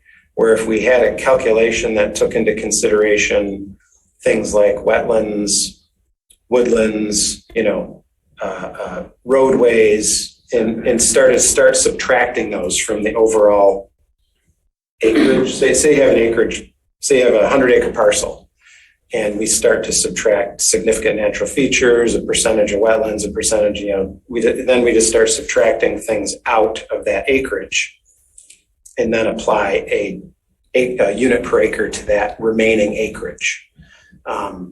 That's a much cleaner approach. And it does take into consideration some of the natural features on the site and things like that. We're proposing coming up with language that would lay out how this would be done. Yeah, I've already got some draft language that I can give you guys. Yeah. You have access roads in there too, because the houses can't be just one road. Yeah, exactly. Yes. Yeah, there's subtractions for roadways, subtractions for wetlands, subtractions for natural features. And so after you subtract, and then you have to look at the plan, and the developer would have to give us like a natural feature overlay or something. And we start subtracting, then there's acreage left, and then you apply the density to that acreage. So in effect, it's similar to a density plan or a parallel plan, but it's just a straight calculation at that point. So this whole issue of density is a big one, along with the issue of whether or not these large projects, these large PUD projects are where they're built. But it seems confusing to me because we have density definitions in our master plan. And then we have density definitions based on a bonus. And then we have density definitions in our zoning. And I presume that when we deal with the PUD, the zoning doesn't matter anymore, what the density is. It's all about what we allow in the PUD. Is that fair to say? Or is that a well-constructed question? It does matter what the ordinance says, particularly if it's residentially zoned. Because we do have to look at, if it's residentially zoned and planned the same, then It's the zoning. If it's Say that again, I'm sorry. If it's planned and zoned, if the master plan and the zoning are in concert, that is if it was planned for agricultural future land use and it was zoned agriculture, then they have to meet the zoning. There's no question.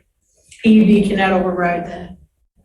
No. But they could, in this ordinance, they can get their density bonus so you could get additional density if they met the density bonus in the PUD ordinance.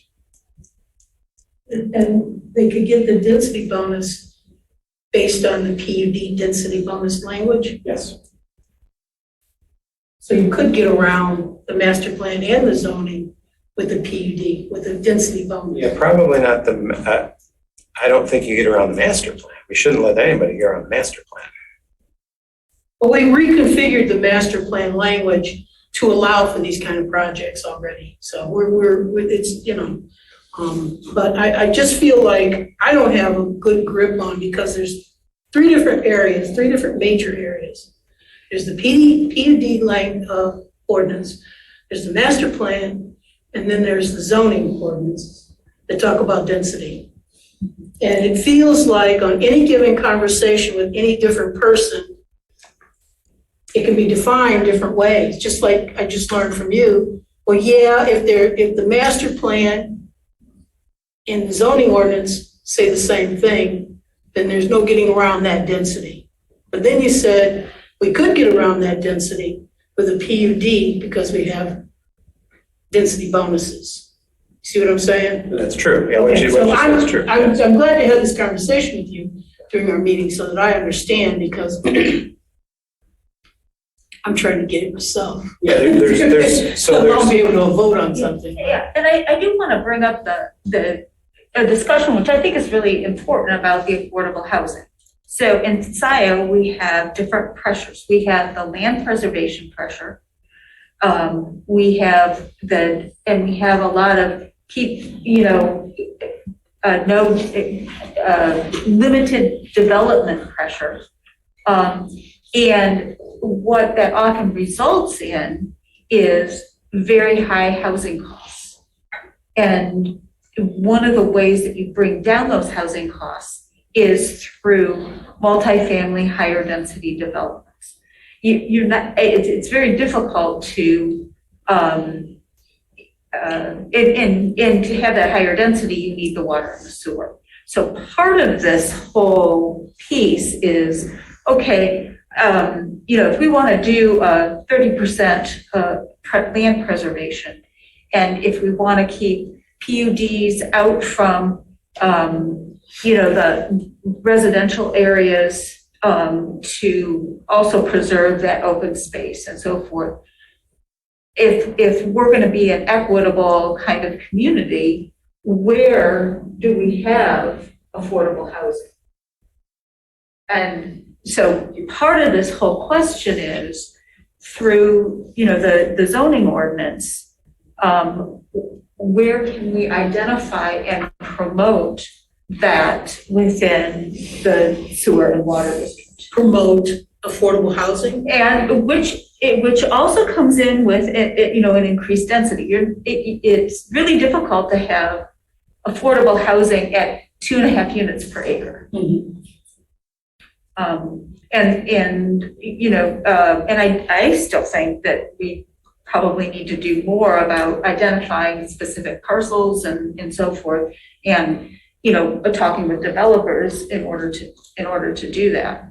But that's a longer kind of planning kind of piece. However, if you do, encourage more rentals in the areas where we have the capacity, and then the other piece is you need to have the transportation with it. Otherwise, we're a commuting, community. And okay, it'd be interesting to find out where those 9,000 folks are coming, where they're working, and if they had a choice, would they live and work in Scio?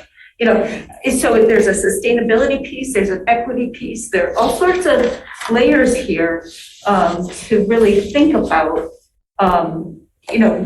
where Scio is going and, what makes sense for, this particular community. We've been very good with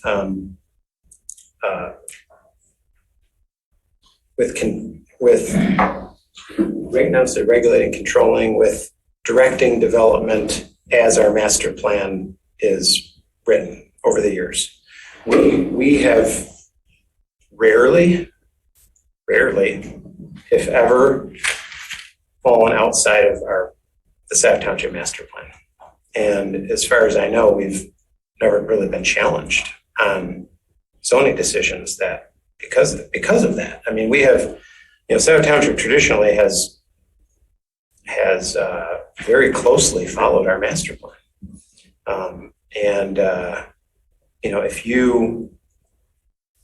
If you go not very far north and south of the Township Sewer Service District, I mean, it's very rural within the community, and that's by design.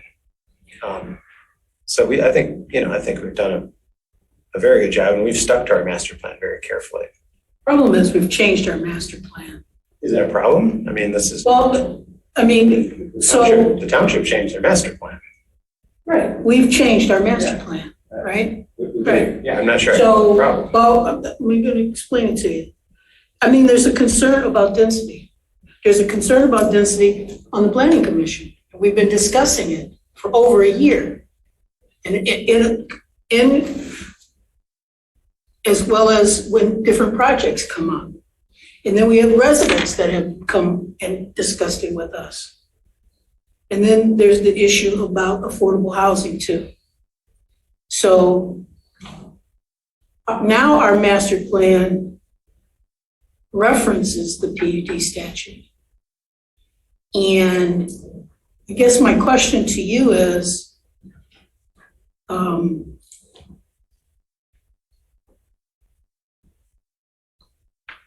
would we be able to reduce density? It's just a question. Would we be able to reduce density relative to our PUD statute, or I'm sorry, so used to state statutes, ordinance, and still be in line with our master plan? Well, the master plan's a guide, so it's not the law. And the PUD regulations are discretionary. So there is no requirement that we follow the maximum density a developer might provide for us. This is discretionary. A developer can provide whatever density they think we might approve. And it's up to the planning commission, the township board to, try to determine if the standards of the PUD ordinance are met that justify that, whatever they're asking for. Sometimes it's density, sometimes it's setbacks, sometimes it's building height. And there has to be, this commensurate situation that the township is, what is the township getting to give a developer? In many cases it is density. And then they try to say, okay, you give us this density, we are going to do A, B, C, and D. It's really ultimately up to the planning commission and the township board to either agree or not agree. And there's no set number that you are required to accept on a PUD. So if someone comes in and wants, 40 units per acre, there's nothing that says you have to accept that. It's a completely, PUDs are they're a discretionary approval. And taking out the PUDs from that residential area, the Knights of Columbus, isn't in the water sewer district. Heritage Woods is not in the water and sewer district. So they're going to be in the water district, but not the sewer district. Exactly. And so, Knights of Columbus site doesn't have either. So, I mean, I think, and that's something to really talk about because it is, that is probably for some of those sites a really big change. But it's focusing that density and that development in the water and sewer district. And so it does have large implications for the Jackson Road corridor. But that's also our transit corridor. That is, I think it focuses it even more and uses it as that development tool than allowing it in other areas. Because you could, as Doug also mentioned, we could just take out any kind of density bonuses. You could still use a PUD and just have the open space, which is a very small density bonus for PUDs that are in the residential area, so we don't lose the flexibility of a non-conforming unit. That was the last discussion. So there's a compromise there where we could still really work on the density piece and a more tailored plan, if you will, to the Jackson Road corridor and focus those densities there as opposed to in other areas of the township. So one of the things I'm getting a clear picture on is that a lot of the developers, or I should say the developers we've been dealing with, have in their mind the project, and it's based upon, and this makes total sense to me, how much they can make, be it rental or homes, or sell, or single homes, or single attached homes, or whatever they are. And I wonder what, for instance, this project, Urban Crossroads, I can tell that this developer is not open to the idea of affordable units, set aside for some affordable units. But in my mind, as part of this PUD discussion, which that is a PUD project, how do we encourage our developers to, because we've talked about this before, that there are only so many large parcels left. Now, presuming that the farms that are still existing are still going to remain there for now, but once people sell their farms, then you have large areas. But so I'm just wondering how, and maybe something for us to think about, how we encourage affordability in these projects that are coming to us. And I took it to heart, Commissioner Chang informed us, but whenever Ann Arbor brings up affordability in their PUDs, developers go cold. They're no longer interested. I didn't even know about the $1 per unit tax payment in taxes. Oh my gosh, it's still not working. So, so Commissioner Moore brings up a point about the lots that are available still. I've got a little map I can show you here in a minute.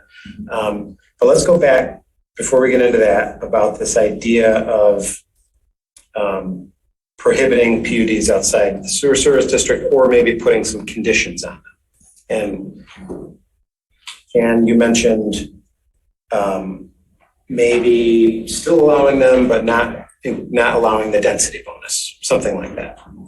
And I provided you guys a memo on August 7th that talks about some of these items.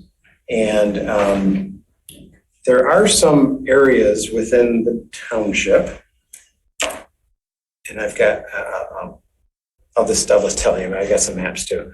There's some areas in the township that are not in the sewer service district that have benefited from the availability of the PUD regulations to allow a certain kind of development in certain circumstances. And so I'd be cautious to eliminate it completely from outside the sewer service district, but without really, I'd have to think about this and present it to you guys. There are probably some conditions we could place on them to minimize the possibility of high density development outside of the sewer service district. But for example, one project that is owned PUD is it's not a high density development, but it's higher than probably the ordinance would have allowed at the time. And that's the preserve up near Loch Alpine development, just west of Loch Alpine.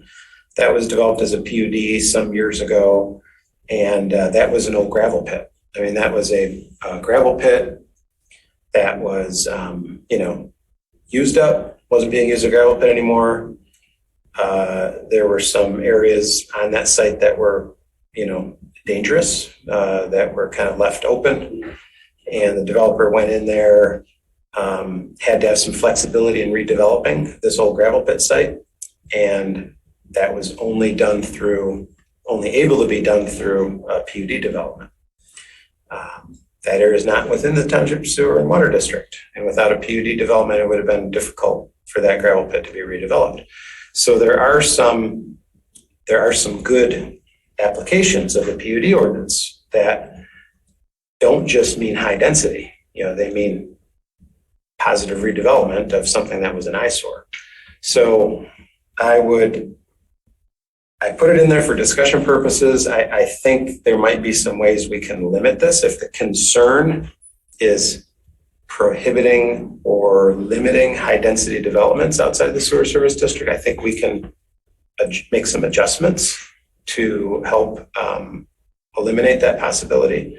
But just to take it out altogether, I always look at it as a tool in the toolbox, and I'd hate to take that tool away to help address some odd circumstances that come up occasionally. And some turn out to be very beneficial to the community.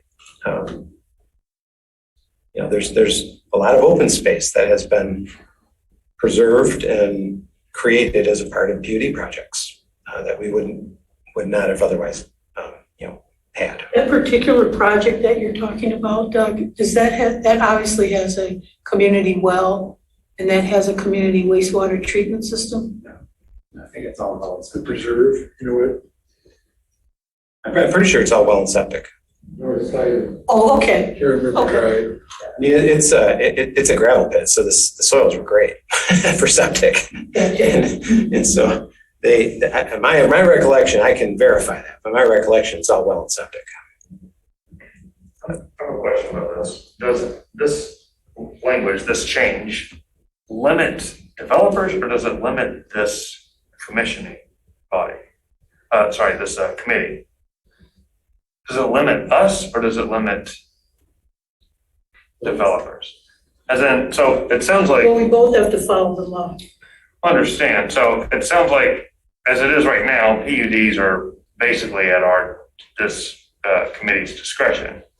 But adding this language or adding this constraint removes discretion from us on whether or not it would be appropriate to put this, for example, the place that was built on the gravel pit. That would remove this committee's ability to make that decision. You couldn't allow something that was not allowed in the ordinance, Yes. nor could the developer even hope to have it approved, so it wouldn't.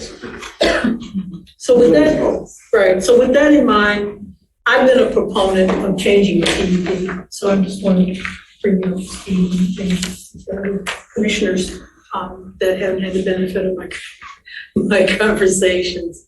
I'm concerned about these large, what I consider large developments. I'm concerned about the private wastewater sewer systems. I'm concerned about the number of people that we're pulling in our community. When we talk about sustainability, not sustainability for 1 year or 2 years or one project to the next, we're talking about sustainability in 20 years and 50 years. And then, because, and not only that, the rural nature. I live in part of the rural nature of the Scio Township. I don't live in this, like the suburban development, and I definitely don't live on the water sewer district on Jackson Road. Or Liberty, because it covers Liberty too. So, Wagner. So, all those things I'm concerned about as a planning commissioner.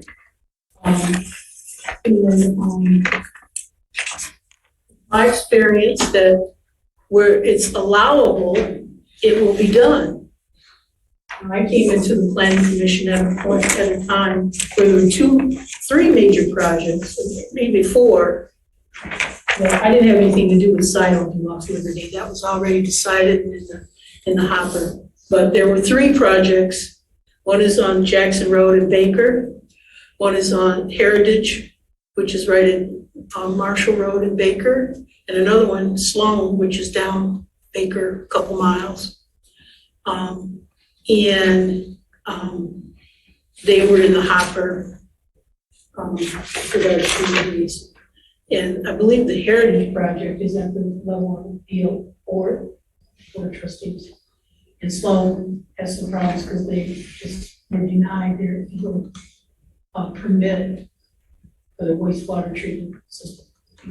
And they never even came through, they didn't even have preliminary site plan approval. Oh, okay. Yeah, they never, Okay. Yeah. I thought it had come before the planning commission prior to us being on the planning commission. they did, there were. Yeah, because there are minutes where never the planning approval. commissioners are talking about it, so. But it didn't get any kind of approval. No, it didn't get any type of approval. Well, one of the things is the master plan had to be changed because the prior master plan would not even allow for it because of the zoning, lack of the low density zoning. So I think it's a discussion. So in my experience, my very small experience being on the zoning planning, the planning commission, is that, the way things get planned, things are getting planned and they're in the works and they come to us for a decision. Okay? And so by that time, they're already on us for a decision. And that's what I've been responding to projects, And so I felt like some changes need to be made to the plan, the PUD ordinance.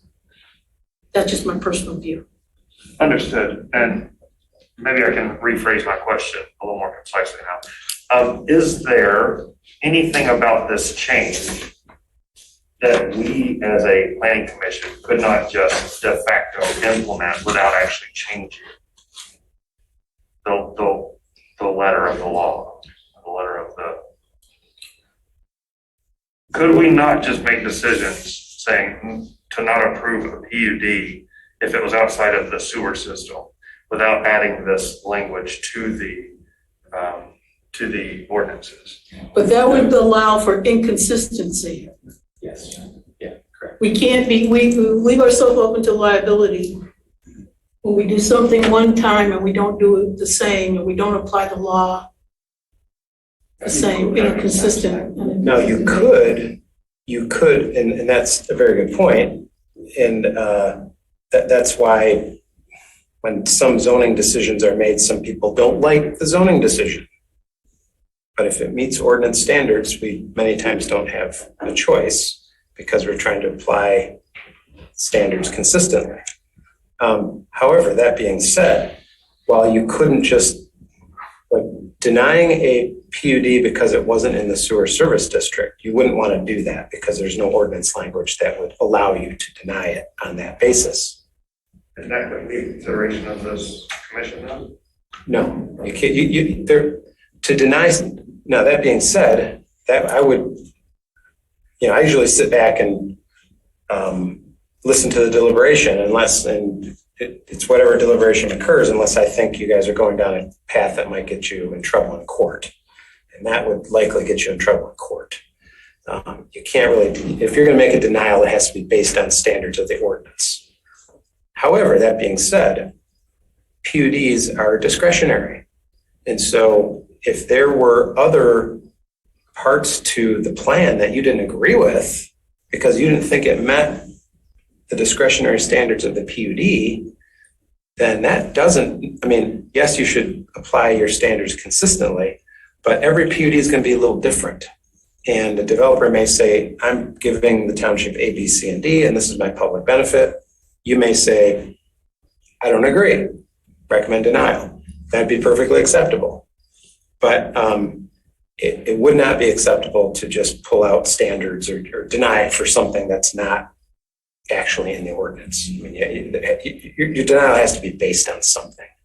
And usually denial recommendations, not necessarily at the planning commission all the time, but at the township board level, because they're the ones who actually make the decision.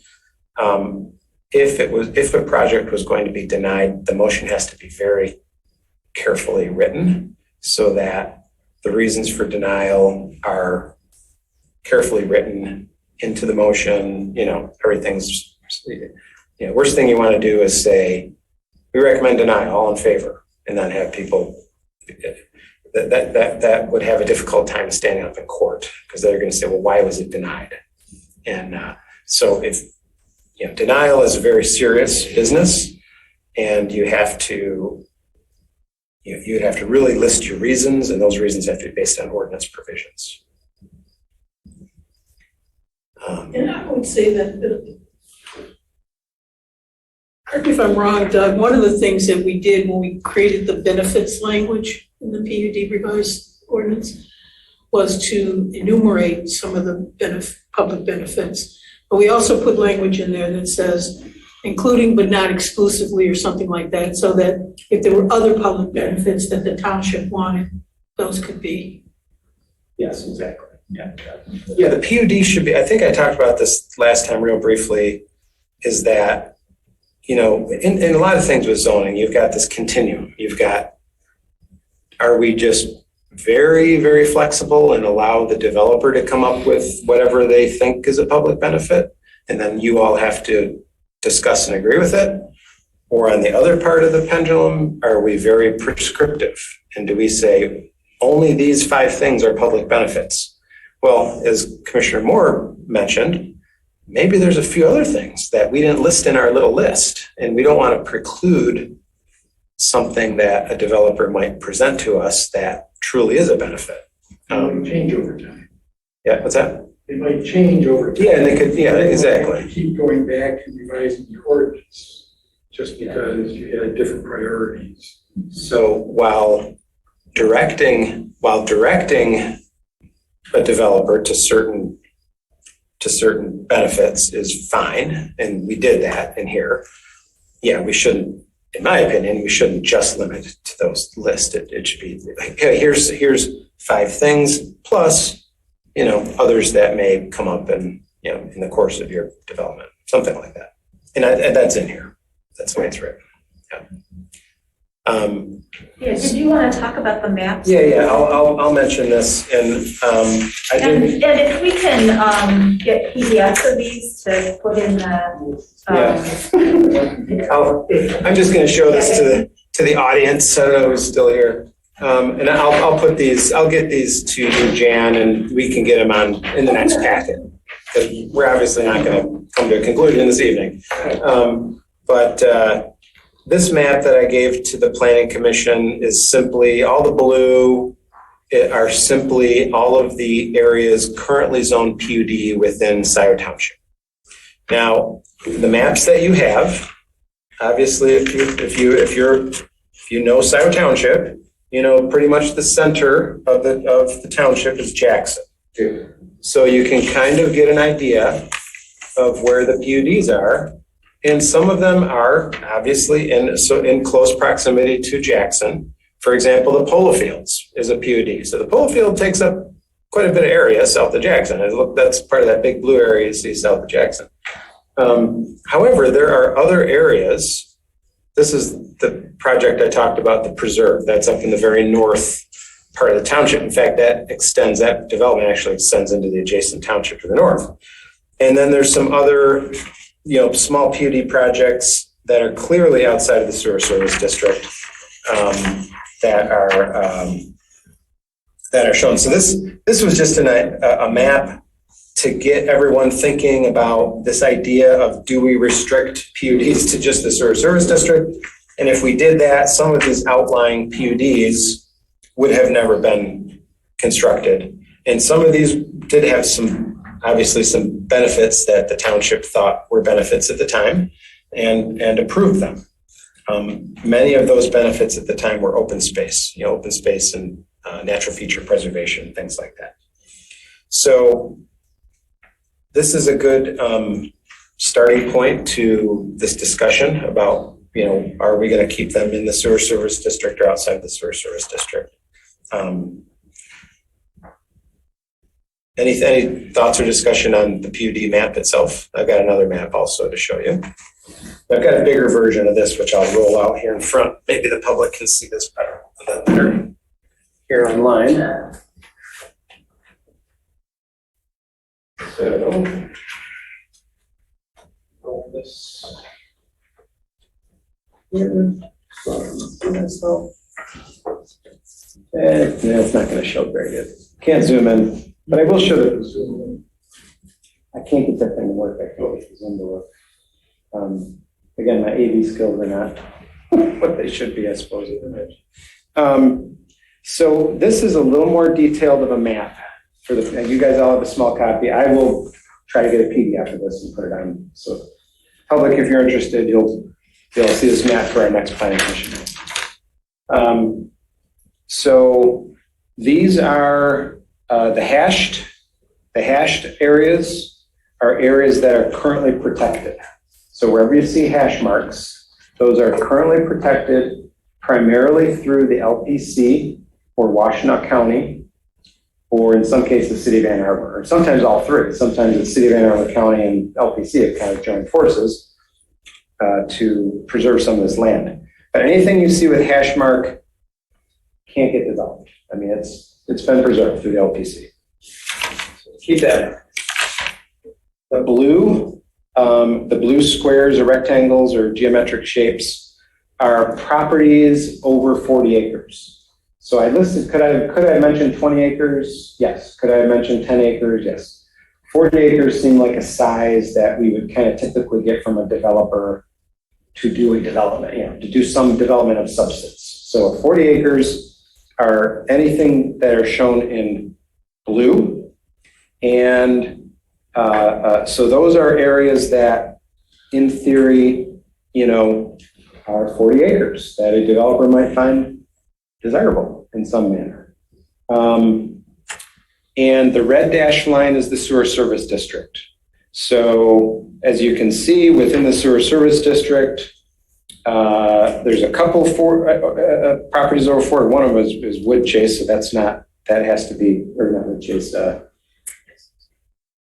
new Woodview. That's just south of Baker, right here. So that's really off the table. Some of these are actually already off the table, even though they're not being preserved. But the areas and so this all has to do with the idea of how many more big parcels are actually out there that we have to worry about. The reason I put this on the master plan goes back to this whole discussion that Commissioner Moore brought up, and that's density. So if you're in one of these light green areas that are shown on the master plan, this is our OAR, Open Space Agricultural and Residential designation of the master plan. These areas, for the most part, are areas where it's zoned and planned for a minimum of 2.5 acre lots. Our zoning is a sliding scale zoning, so it's actually less than 2.5 acre lots for properties of this size. In fact, for a 40 acre parcel, got a cheat sheet here, hold on if I can find it.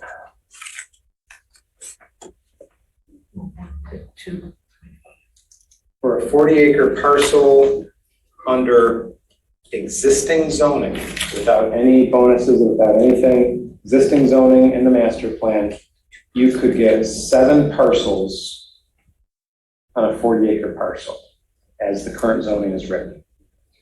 Or you could, if you put in a private road, you get a 2 unit bonus. This is all based on the Land Division Act.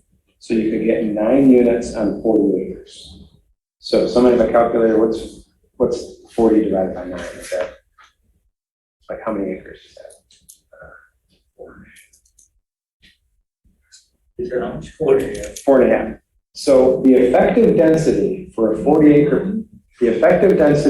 40 acre parcel under current zoning and planning, if you're planned ag, zoned ag, the effective density is 1 unit per 4.5 acres. It's not 1 unit per 2.5 acres, because Scio, people don't understand, Scio zoning ordinance is not just acreage divided by 2.5.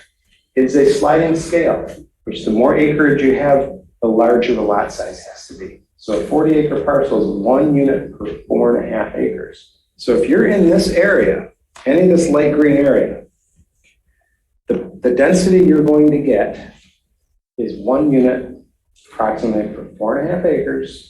And then you might get, there are some minor density bonuses if you were to do an open space project, again, based on the Land Division Act.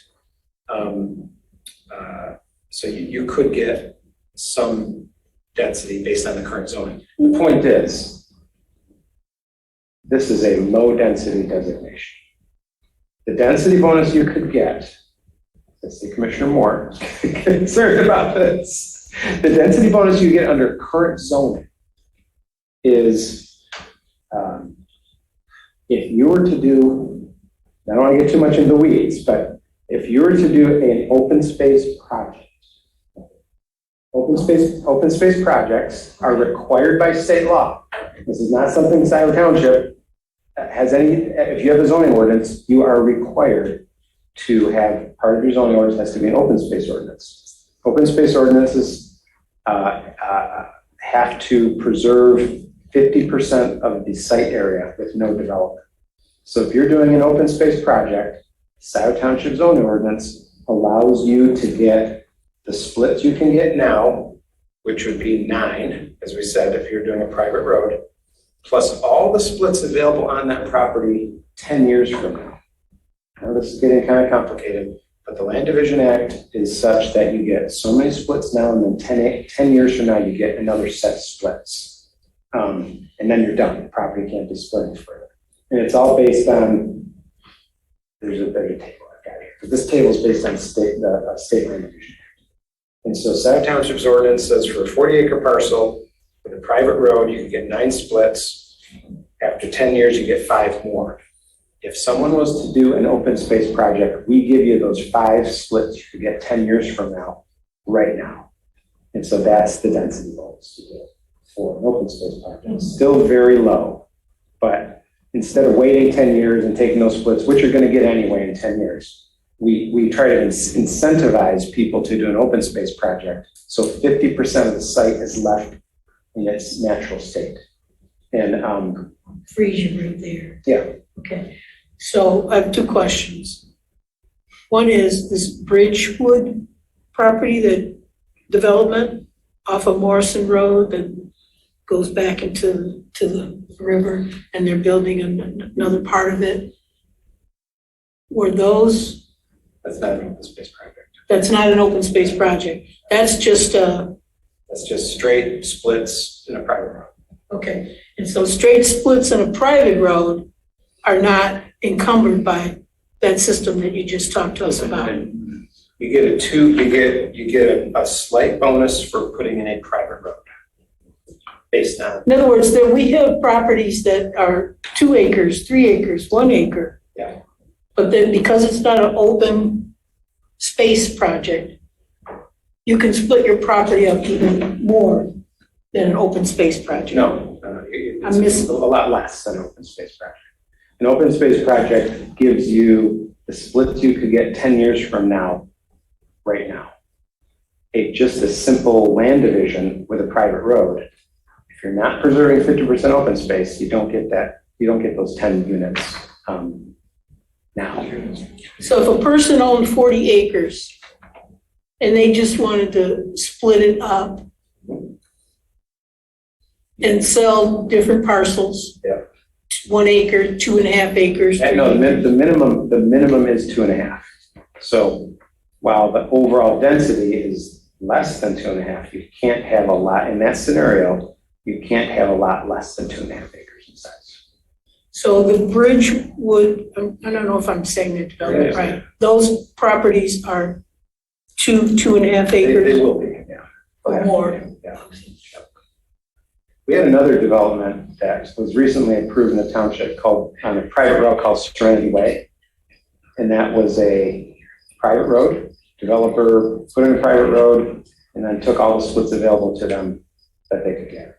And it's not an open space project, it's just a private road with large lots. Now, there's a lot of theory out there that that's not a real efficient or a good way to develop property for the environment. Because if you have, let's say it was I forget what surrounding way is, but let's say it was 40 acres. You get your 9 splits. So you have 9 4.5 acre splits, or say 3.5 acre, whatever it turns out to be. I think I mentioned this once before. What sometimes happens is someone owns all of that, every person owns every bit of that property with no restrictions on natural feature preservation or anything else. So you've got, 9 homes spread across 40 acres with people mowing 5 acres long, or who knows what. And believe me, it happens. And you've probably all seen it happen. And so there's the theory out there is that it's much better to preserve 20 of those acres, still allow 9 lots on those 40 acres, but only on 20 acres of the property, leaving 20 open. And in the best case scenario, those 20 acres that are left open are the most significant acres of the property. They have the best trees and the best slopes and woodlands and all of those things. So that is what our open space development should look like, preserving all of those things that are important.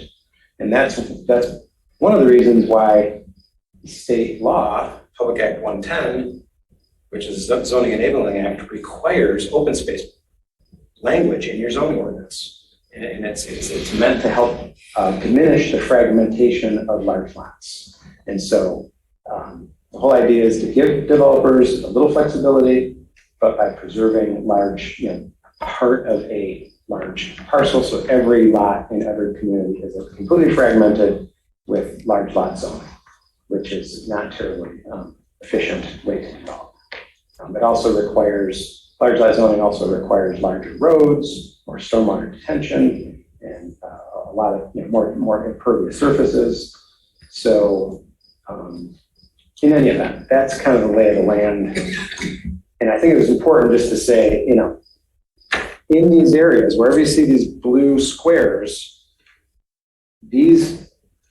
because they're not in the sewer service district, regardless of what we do with PUD, these are not going to be high density projects. They're just not. We don't, our zoning doesn't permit it. Our master plan doesn't permit it. If you're going to be concerned about density of vacant lots, you would be concerned about these blue squares or blue shapes that appear within the yellow areas, because that's where the density is going to bump up. Because those areas are the areas planned for 1 acre lots, not 2.5 acre lots. They're not encumbered by this chart. It's strictly acreage divided by 1 in some of those other areas. So those are the areas that would be of some concern for a higher density development or where it might happen. And there's not many. I mean, this is showing up over here. This is already developed. This is the Scio View project that's already been approved and under construction. So that's off the table. Where's that at on the map? That's off just north of Liberty, south of this industrial park here. Right here. That's already developed. That's Scio View. So that's being developed currently. So that's off the table. This is off the table. This is showing up. Some of you might be familiar with what is known as the Wren's Farm, which is south of the project that we were talking about earlier, the Ketlar project.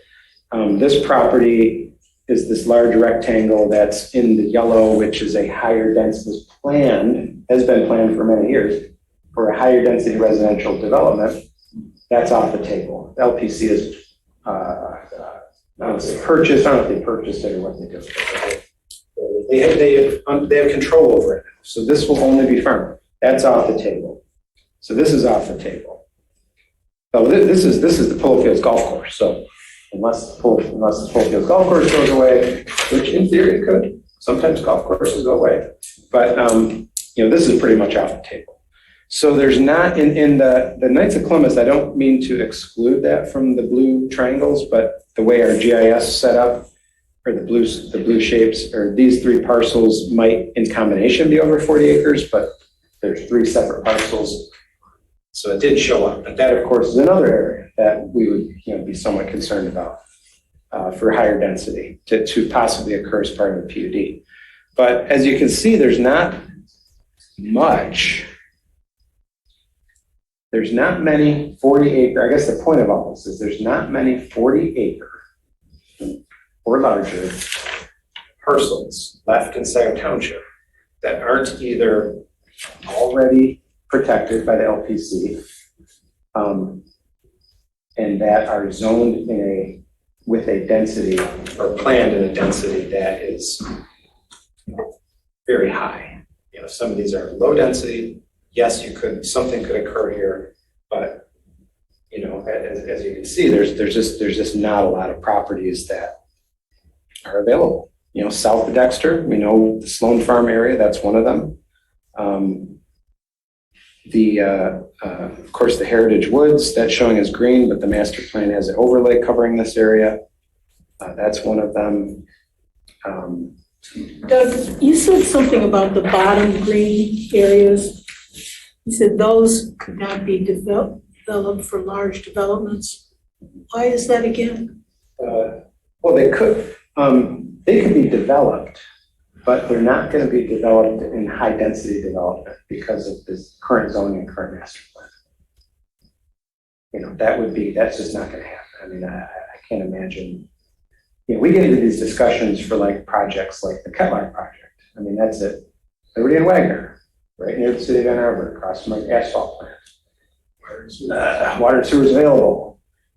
So now that's a legit discussion, whether you agree with it or not. That's a legit discussion. Should that be an area where we promote high density? Some of these areas outside of these few select areas, it would be very difficult for a developer to attain the density they would need, or even I believe for the township even to entertain it, because they're not planned or zoned for that. And we follow our master plan, we always have. So, but a developer could buy up parcels Yes. and propose a Heritage Farms or Woodview, and they would just put a community well and a community sewer system in. Well, they could ask for that, but it wouldn't be in our master plan or zoning. And it would be likely denied. I guess I'm confused how it isn't part of our allowable because of our master plan. Because like these lots down here are planned for open space agricultural residential. I know, but so is the Sloan project. The Sloan project, a lot of this is planned for R1 type single family residential densities. Under the current master plan, under the old master plan, not even current, it's been that way for years. All this yellow up here is a higher, this has been planned in part based on a county plan that came out years ago that showed if you're going to have increased density, it should probably be somewhat near or in proximity to the city of Dexter and the city of Ann Arbor. And if you notice our general master plan, got the city of Ann Arbor here, yellow being the high density, higher is not even, certainly not high density residential, but it's higher density single family residential. You'll notice a band of yellow in close proximity to the city of Ann Arbor. So those are higher density single family homes closer to the city of Ann Arbor. You'll notice city of Dexter, although not here, there are some higher density around the city of Dexter. There is some. But if we approve these green properties at the bottom of your map on the left corner. Yeah. With a PUD, it doesn't matter what they're. Yeah, they still have to base their density on the master plan. And if we put the language in for how to do the calculations, yeah, I think that would go a long way towards.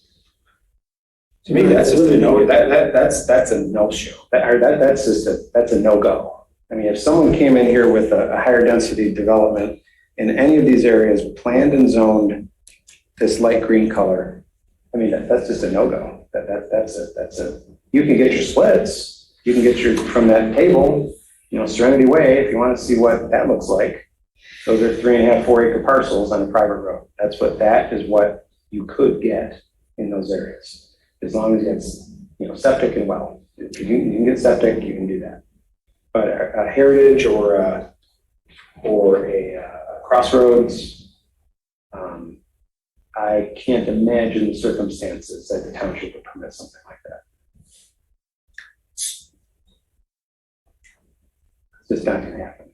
I mean, it's never happened before. You know, you know, I meet with a lot of developers. I meet with a lot of developers who ask for things, and the projects that we turn away at the table, you know, are that never come to anybody are pretty astounding. I mean, we get a lot of crazy requests from people, and if you're not planned, you're not zoned.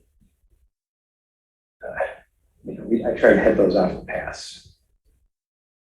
Good. Okay, so I forgot where we're going. I like talking about this stuff sometimes, but so we're back to just the general idea about, do we still allow the PUDs outside the sewer service district? And I'll stop talking. Sorry. Thanks, Doug. I think that makes sense as long as we, you know, curb any kind, I don't want to do any density bonuses other than the open space, echo the open space. It should just be the open space ordinance or PUD similar, and the PUD gives you a little more flexibility. And then, you know, that's sort of where I'm at. So don't remove a tool, but make sure it's sharpened a little bit more. So so we can use it differently, you know, in the sewer and water districts than we would in the non-sewer water. So it would, I don't know. What do you think about that? I understand what you're saying. I mean, I'm taking all of it into consideration with the remarks I'm making, the public policy for affordable housing and that kind of thing. I'm just concerned about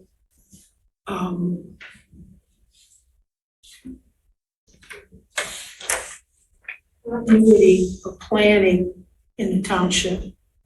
What I've noticed is, since I've been on the commission, is that different decisions are made differently for whatever reason, but the lenience is given for one developer to do this, and then we have a different person that wants to, we've had this problem. And of course, a lot of folks that want to do their projects, they've researched it and they've seen where we've agreed to allow somebody not to do a sidewalk or put a sign in or all that stuff. Or giving them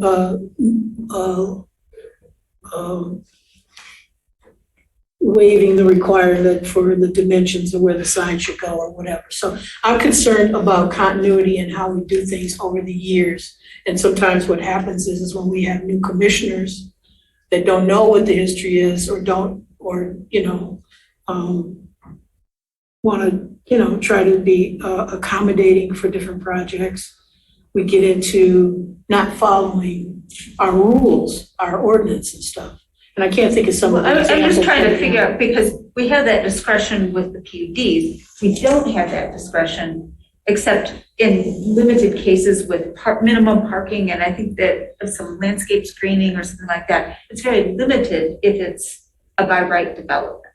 So it's only the PUDs that we have the discretion. So we're talking about the PUD statute. Yeah. So, or the ordinance. So my concern is that leaving it open to discretion means leaving it open to doing all kinds of different things.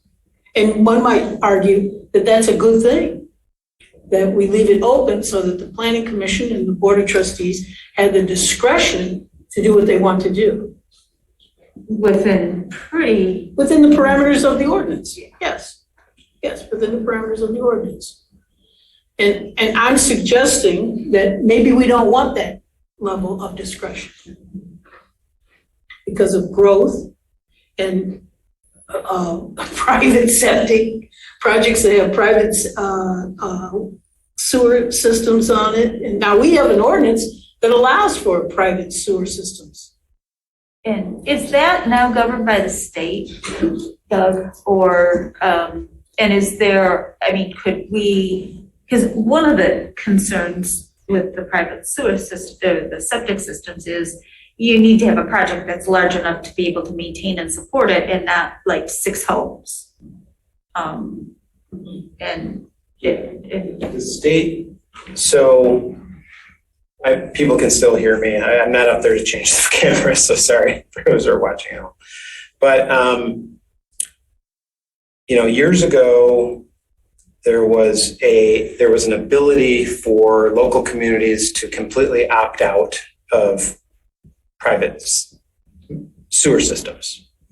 That was challenged in court in a very well-known case, and I don't remember the name right now, but a really landmark case that changed a lot within the state of Michigan, that indicated that communities couldn't just opt out to municipal sewer systems, or these package plants, or whatever you want to call them. So that paved the way for developers to use these systems. So we can't prevent them. They are something that may occur. It's not, we can't regulate them out of existence. So that being the case, when that when that court case came down, there weren't a lot of rules and regulations that townships and counties and frankly the state went. In fact, the state and the county had no regulations about some of the issues that were raised. I forget who raised them, but one of the members of the public raised what happens when these systems fail. Well, Scio Township jumped on quicker than the county or the state of Michigan, and our ordinance was adopted not long after that court case, and we required long-term financial guarantees for the operation of these plants. That didn't used to be the case. And when a plant did fail, which they did and do fail on occasion, the community had to pick up the pieces ultimately. Scio community or the residents? The township, the community would have to pick up the pieces. Yeah, well, and there was lawsuits I'm probably saying something not exactly correct, but what they would try to do is, so the residents ultimately are the ones who are responsible for those septic systems. The residents within the Community. project community. Yeah, but there was these projects in some communities, these little package plants are being built without these financial guarantees. And so then when thing would go belly up, the township would then try to establish a special assessment district after the fact.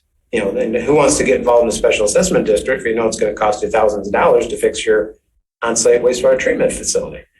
So we understood those problems when this court case came about. Our current sanitary sewer ordinance takes that into consideration. So we have long-term guarantees. We have requirements for operators, that can operate these systems to be established. Our ordinance is pretty comprehensive. Well, since Scio Township, we did ours first. I'll say that. The township did their ordinance first based on this court case. Well, the county and the state of Michigan followed a few years later. So the county and the state have very similar rules and regulations that we have in our own ordinance. So while this ordinance has been in effect for 15 years or so, maybe 20 or 15 years or so, we have never applied it. The Heritage Woods project will be the first project in Scio Township, if it goes through, since that court case came about saying that townships and cities and villages could not, out of hand, not accept a packaged sewage plant. So now the state and the county have very similar rules and regulations. that require all these kinds of guarantees that, certified maintenance operators operate it, that there's reporting standards, there's all these things. So if Heritage Woods does go, at this next phase, the final site plan phase, this is when our ordinance, while it's kind of a duplicate of the state ordinance, the applicant will have to address our ordinance provisions, and they're going to have to address the state of Michigan ordinance provisions. And we haven't done that yet. Scio Township has never applied this ordinance because we've never had one of these systems. We've had it in the books for about 15 years, but we've never actually applied it. So Heritage Woods, if it's approved, will be the first one that at this next stage of review, this final PUD stage of review, when detailed engineering is required, that is when primarily our engineering consultant, OHM, will be making sure that the provisions of our on-site wastewater facilities ordinance are met, and that proper guarantees are in place, and that there's a qualified operator in place. And not only will we have the township's rules, but we're going to have the state of Michigan rules that are going to be imposed on these folks. So, But should there be a complete failure, all the residents would be required to pony up? at this point, because we have an ordinance and the state of Michigan has an ordinance, there's in essence a preemptive special assessment district that's already set up. So it's the residents of the community, it's the residents of that subdivision themselves that will be responsible. Oh, the residents of that subdivision. Okay. Didn't used to be that way, it wasn't as clear. Our ordinance now clarifies that, as does the state of Michigan's ordinance. So we tried to, eliminate the possibility of the whole township being impacted by a failing system. But that's we're kind of going down a rabbit hole on that topic, but it's an important topic. So I forgot where we were going with all of that, but. Well, I think we're, doing. High density developments. Oh, that's So right. we have a new commissioner on board, so I think some of this is at least helpful to him to understand some context. Yeah, so Commissioner Moore, this is where it was going. You said, what if someone proposed a on-site wastewater facility in the southwest corner of the township? Wouldn't matter. They could, they could build it, but they're not going to get more density just because they have an on-site wastewater facility. They're still going to get only the density that's allowed in the zoning ordinance and the master plan. You don't get more density just because they have an on-site wastewater facility. I guess what I hear you saying that, and I'm having a hard time understanding what you're saying, because if you apply for a PUD. You get up to 30% if we approve it. No, you could get a density bonus based on the PUD standards, yeah. Well, that's what I'm saying. So yeah, these parcels down in that left bottom corner can be PUD projects, large PUD projects. Absolutely. That's what I asked you. I'm sorry, maybe I didn't make it clear. No. Maybe I didn't understand. So the density is still going to be low, and I could do a couple of calculations on the density. So I think we still have big picture. We're trying to, deal with what do we do with, where does the PUD ordinance apply? And if it's just in the water and sewer district, or if we maintain it as a tool, but restrict it more. But restricted to not having the density bonuses outside of the water and sewer. Yeah, That was right. one of the proposals. Right. Yeah, or leave it as it is. Those are kind of the three pieces on the table. And I'd be interested in, sort of what other commissioners are thinking around it too. If you want to defer it for another discussion. Well, I just think it'd be good to hear from, some of the other folks, because, You kind of dominated it. yeah. Can I just, let me before you do that. Yeah. I do a quick calculation here. So my point, maybe it's why I'm misunderstanding, and I think it's important. It's an important question that gets to part of the heart of what we're talking about here. So I was thinking Commissioner Moore was talking about a high density, like Heritage Woods type project. Ain't gonna happen. That's not gonna happen. 30% density bonus of a low density project is not a lot of units. for example, if you had 100 acres, based on the current zoning and planning, if you put in private roads, you get 2-unit density bonus. That's based on Land Division Act, nothing we can do about that. 100 acre single lot, you could get 15 splits, 15. So if you have 100 acres in the southwest corner of the township, you get 15 splits. If they were to do a PUD and you get a 30% bonus, it gives you 4.5 additional splits. So on that 100 acre parcel, you get 19.5 splits. So that is not a high density development. I don't know what 19 divided by 100 is, but yeah. So that's a 5 acre, in essence, a 5 acre I guess development. I'm confused. How are these other Sloan Heritage KFC projects have such density? The Knights of Columbus project doesn't have that. Knights of Columbus project is master planned 1 acre. I know, but they're proposing to put in 47 units. And so you take their acreage, they have a density plan that showed a certain number of lots, and then they're asking for a density bonus. Okay, so it's possible, is what I'm saying. But not in the green, not in the ag, not in the OAR. I mean, it's possible to get more lots. The Knights of Columbus project I pointed out, and it's on your map, it's in an area planned for an R1 density, which is a 1 acre minimum. Straight 1 acre zoning. It's not the sliding scale. It's And you're not. telling me that a PUD, with a PUD approval, that they could not get around a 1 acre, whatever, I mean, if they, Well, plus the density bonus. right, the statute, or sorry, the ordinance allows for that. I mean, that's all part of the density thing. But it's based on either the zoning ordinance or the master plan. So again, if you had 100 acres, did a PUD, and I'm not even subtracting for roads, I'm using the whole 100 acres, which you can't do.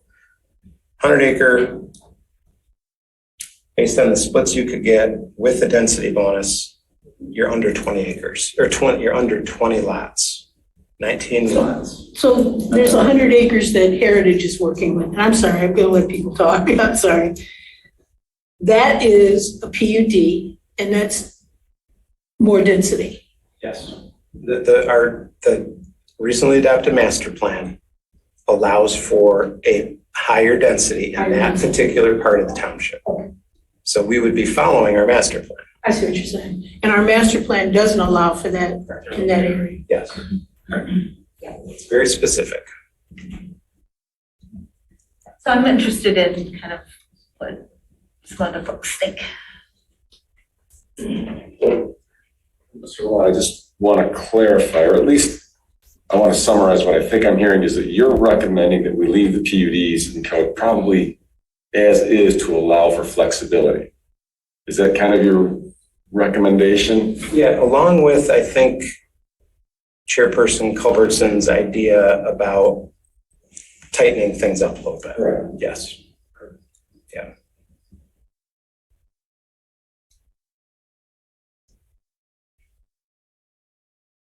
And you can, yeah, I don't know. I mean, if you wanna- yeah.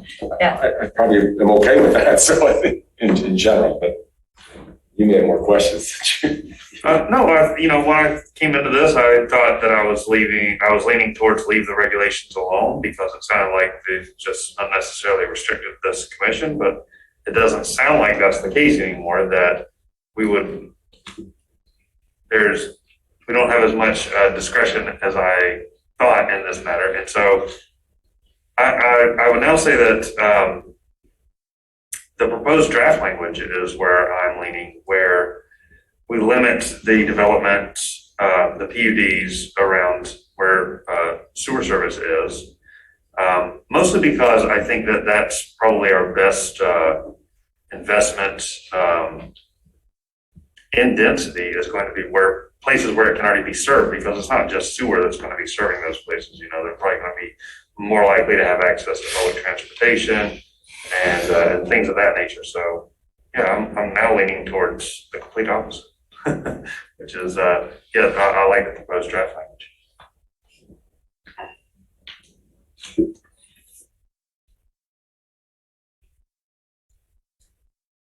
Any thoughts, Commissioner Sharma? Could I propose, it's like, did you want to say something? Sure, but after you. Well, I was going to propose a motion that we table this topic. It's about 9:38, but I don't want to cut off discussion. I mean, people still have stuff. Yeah, well, I think what we're trying to do is try and get some sort of feedback for our consultant and for the group too. But what you're thinking is continue to keep this on the agenda. Right, I agree. Yes. I agree. It's 9:38. You can go on. We haven't touched everything in here. No. And I would like to touch one other subject. We have a new pathways and trails area. And I'm wondering if we want to keep it more wheelchair accessible because it talks about wood chips, being allowed. And if we do that kind of thing, then there's people that won't be able to access those. We're talking about tying them in, making them so that they're tied into the surrounding pathways so that it isn't just limited to the development under question, but we also then allow it to be using wood chips. So it seems to me that it's going to keep people from being able to use it that are, low mobility. Is that, okay, so anyway, I'm throwing that out there as something that we might want to consider, not wording it exactly like this. I think we're done.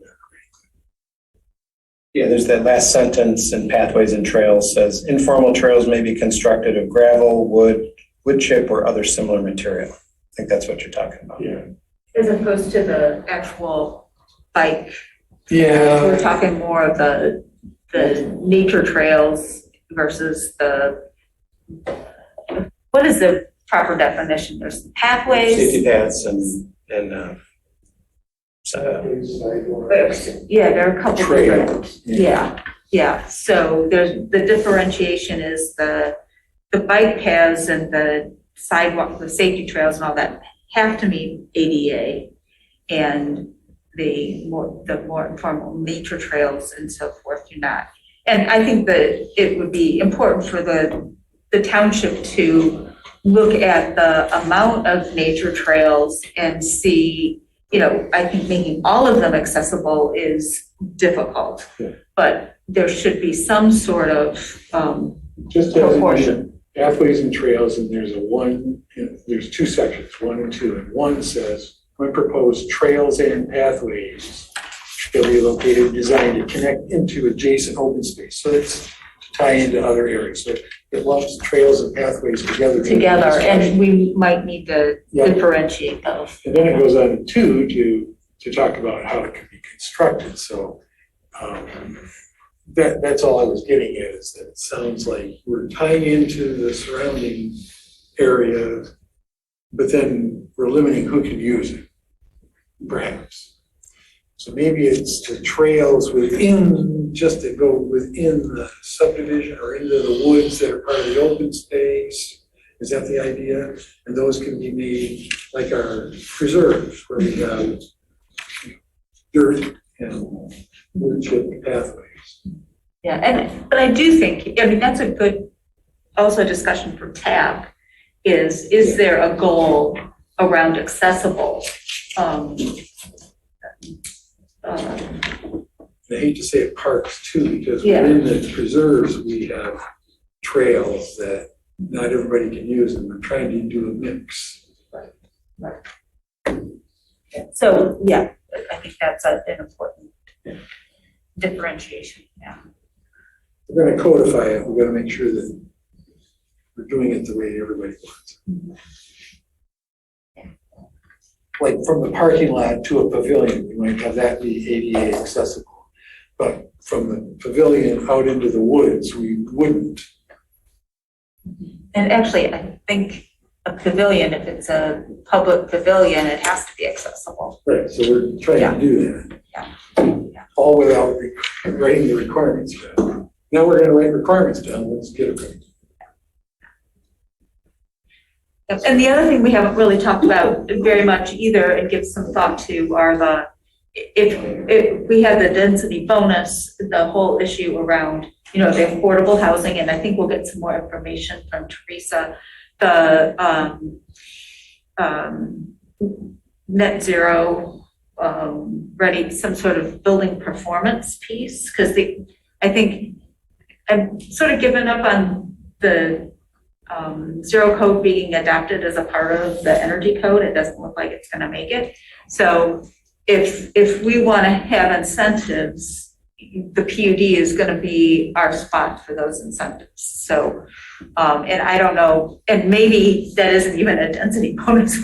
I don't know if we could make it even a requirement in a PUD, but those are our only tools. I know Ann Arbor is looking at some of that as well. I would just say one more thing about this issue. Since I've been on the commission, we've been talking about creating a Jackson Road corridor, not just have a commercial, but a walking space, living spaces, and maybe a change in the PUD language will encourage those developers that are willing to do that, because we're not gonna go out there and build it. But right now, there doesn't seem to be any incentive for developers to go along the Jackson Road corridor. Now, I realize that in terms of open spaces, that's dwindling as well. Just wanted to throw that out. Yeah, and that may also be, I'm thinking that we may need to look at the Jackson Road corridor in more detail too. And maybe that's something that is on the agenda. If those are the incentives we want to put out there, maybe there are some other things that we could strengthen in the zoning and the master, Like, for instance, what about the quality theater? I was just thinking about repurposing buildings. We don't have that kind of infrastructure in Scio Township, but that would be I wish the theater would come back. I really miss the community theater, movie theater, but if not, I don't know if now that's already a PUD. We'd have to go back in. I don't know if that's possible. I'm just throwing it out there as an idea. But that's a storage facility now, right? No, we turned it in, that got rejected.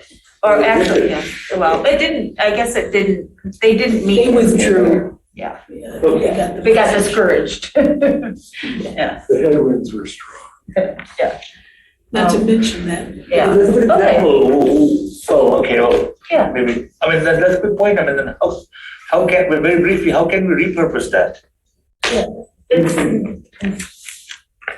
can that happen, I guess, is like. I don't know what other kind of incentives we could put out there to do that. Yeah. So for instance, that storage company, they were imploring us to allow them to amend the existing PUD for that area. So a developer that might be interested in doing that, not to mention there's other property back there too. That's just an idea that I had. It just crept into my mind. So.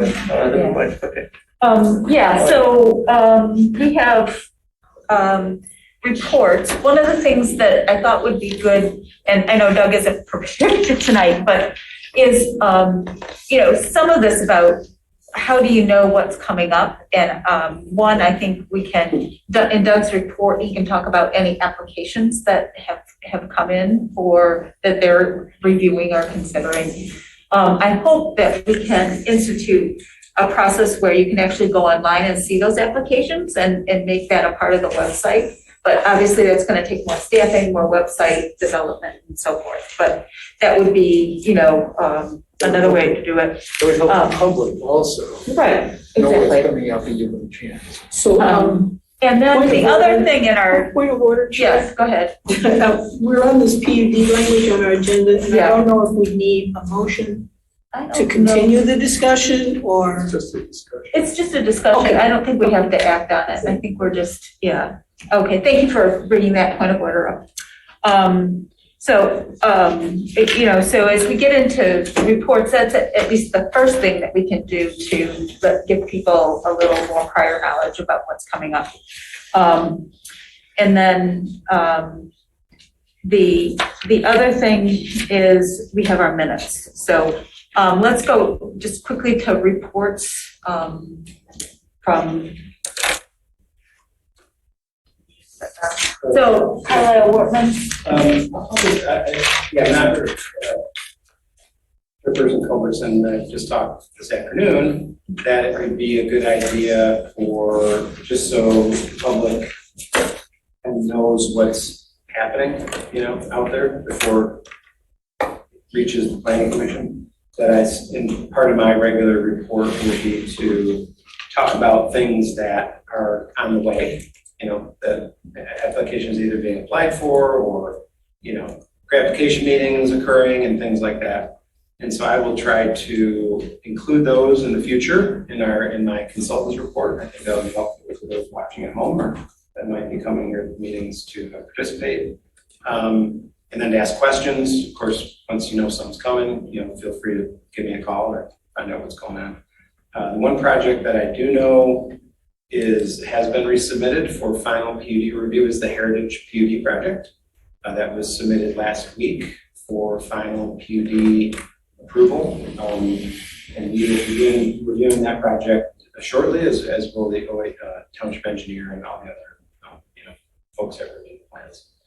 So I would look for that at some point within the next month or so on a planning commission agenda. And that would be the final PUD plan for the Heritage Woods. And for those that might not remember, the Heritage Woods is the big senior project, north I-94, south of Marshall, west of Baker. That big project. But it's not just senior. There's a senior high rise and then there are other duplexes. But the duplexes were all senior oriented. I don't know if they're. I think that's the age 55. Yes. But then there are other. It's not It's like- limited to seniors. Right, but there's other, I don't know if they're rental units. I think it was condos. And, Yeah, it's condos, that's it. Yeah. So it's geared towards senior. It is a 55 and older, right? Yeah, I think it's a 55. Which I'm But I think they can't deny anybody, but they can, my understanding is they can't say you have to be 55 and older. But it's, that would be that's one of the populations they're looking at. But that would not be the only people. But they are looking at a licensed senior facility. That facility is all senior, yes. Yeah, there's a memory care facility. So in any event, that's coming back. So you will see the detailed plans and what that means is detailed engineering, detailed landscaping, detailed floor plans and elevations. So all of the stuff that is will ultimately allow them to start construction. The other thing I do watch some of the township board meetings occasionally. Sometimes I'm required to be there, and I know there are residents who come to the meetings and are concerned about the Arborist Grove project. So the Arborist Grove project was recommended for approval, I think, in March by the Planning Commission, and they have not submitted anything to the township. So since March, there has been nothing submitted to Sac Township. So I don't know what that means or what it doesn't mean. All I can tell you is that they're approved from their site plan and will not come back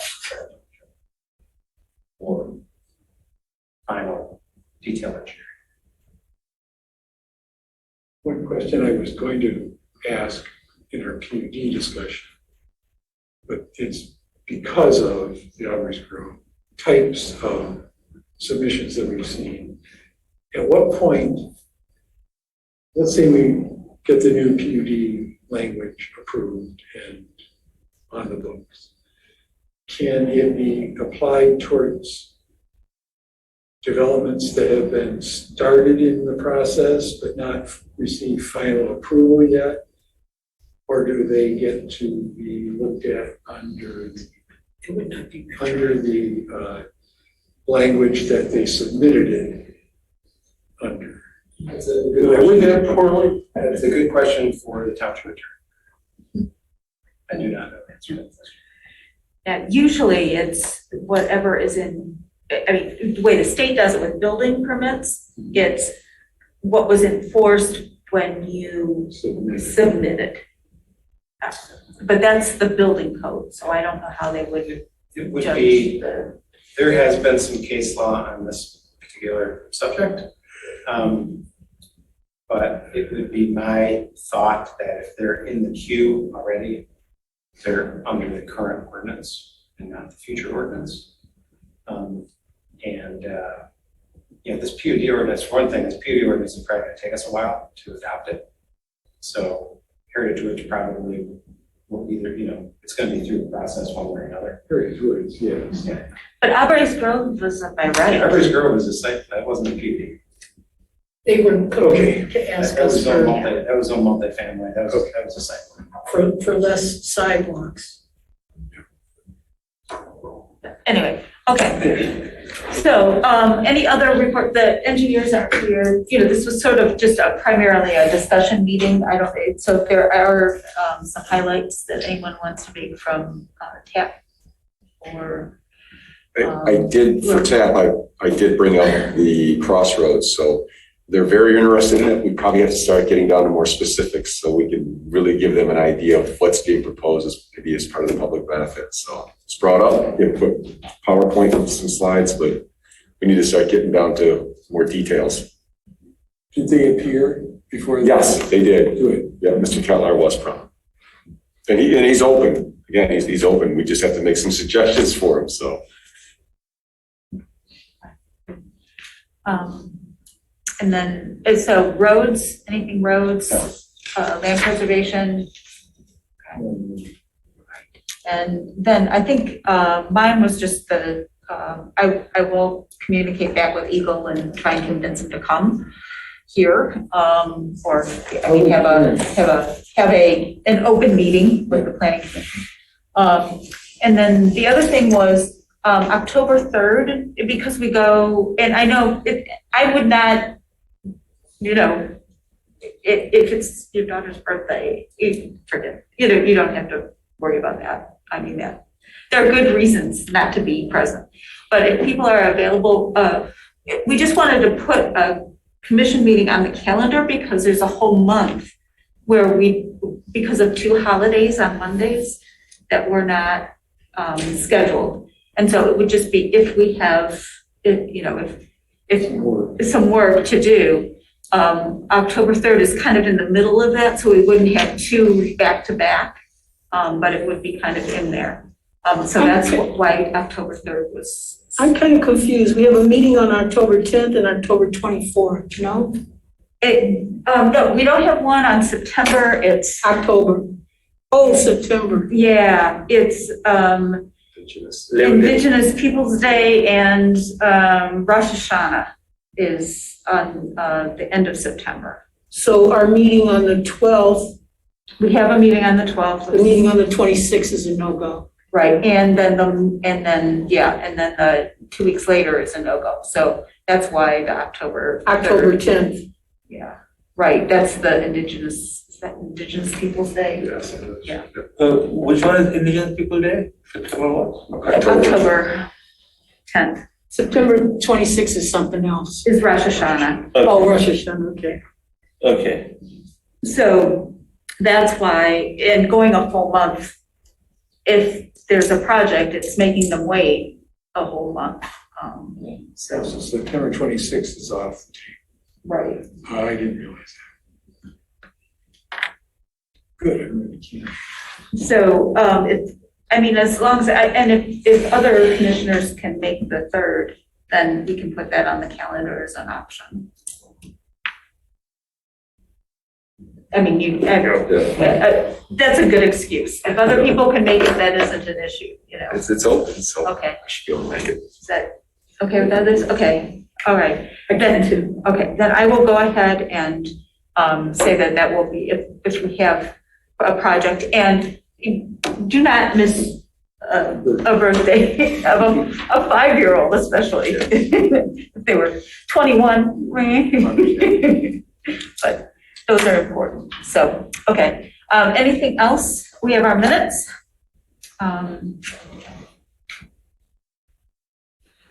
Oh. Do we need to change the name of the ZOA? Yeah, we do, in the reporting, that was supposed to be done.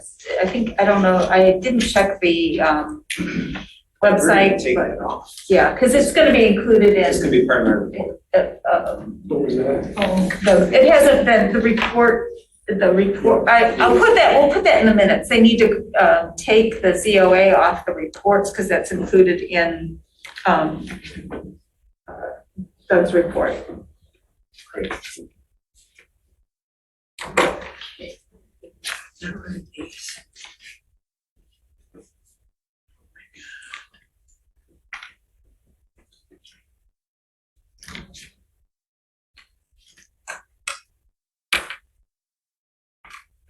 So next, minutes.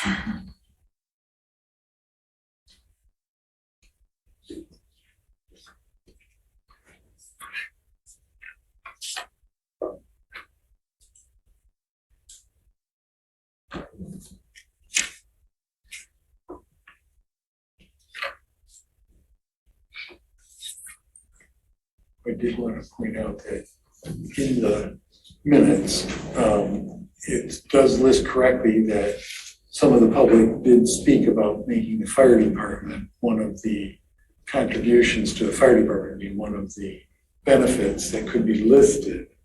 Wouldn't have to be a specific benefit because it might change, but and Doug, you mentioned it when you were talking about it, but I don't think it's actually listed In the PUD, in the PUD language, and you might want to consider. utilities, fire. Because that is different than utilities.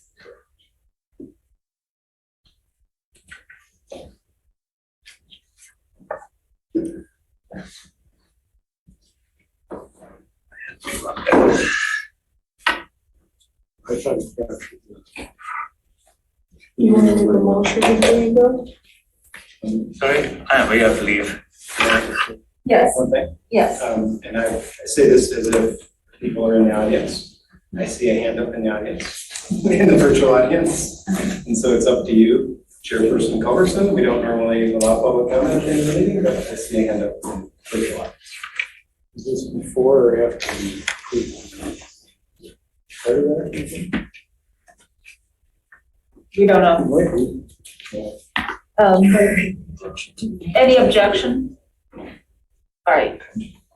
Okay, so Rob Pattinson has his hand up, and I hope that's, now we have two hands, that's the problem. Started something. And I think someone had a hand up earlier here too. So, Mr. Pattinson, you have the floor. First of all, I apologize for throwing a wrench in the works here at the end. I want to reassure Doug that when I use the word inconsistencies in my opening comments, that reflected in no way upon you or Carlisle Wortman. In fact, quite the opposite. I've appreciated your professionalism over the years. And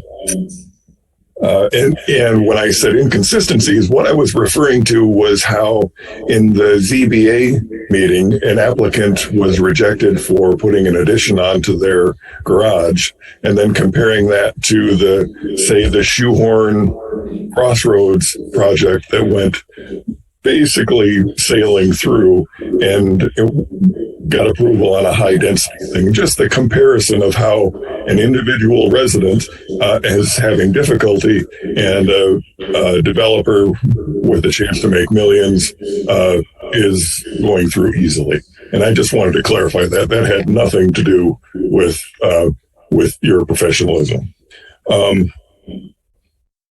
Tonight was very informative and educational, and I really appreciated you doing it in this format, especially with the map.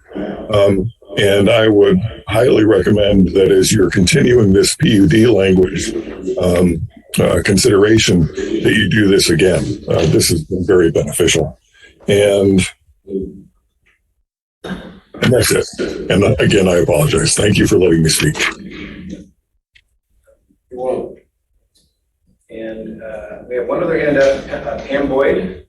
So Pam, you have the floor. Thank you. Briefly, and I'm sorry for my husband's face on the screen. I did a Zoom meeting and I used our professional site, and it's like I can't do that anymore. Question, could you have your planning commission meeting on the 17th of October? There is a LASA meeting at 7 p.m. They are usually held in Township Hall now on October 3rd. Just wondering if you can have a discussion instead of having your meeting on the 3rd of October, having it on the 17th. Thank you.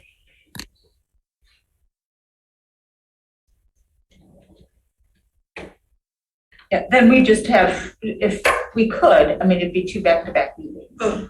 Yeah. What's the meeting that's on the third? I don't know. Lasso, can you explain what that is? That's Lockout Mine Sanitary Authority. Oh, are they here They have been holding their meetings here. at 7 o'clock in the evening? Yeah. Oh. They didn't tell me that today. It might pose a bit of a problem. They don't really keep track of that one very well, but because I go to all the meetings, I'm a little bit, anal about it. Pardon me. Okay, well, maybe we'll look for another date then, if it's already booked, so, okay. And then I think, Kathleen, you had your hand up earlier. Now, can I just ask one quick question? What is the density for office industrial? I like the smile. No, I mean, it's a serious question. It would be a result. So that's my point. That is office industrial in the master plan until a developer comes and asks for it to be rezoned. In the water and sewer district. But that Mr. Luan said, if it's in the master plan, that cannot happen.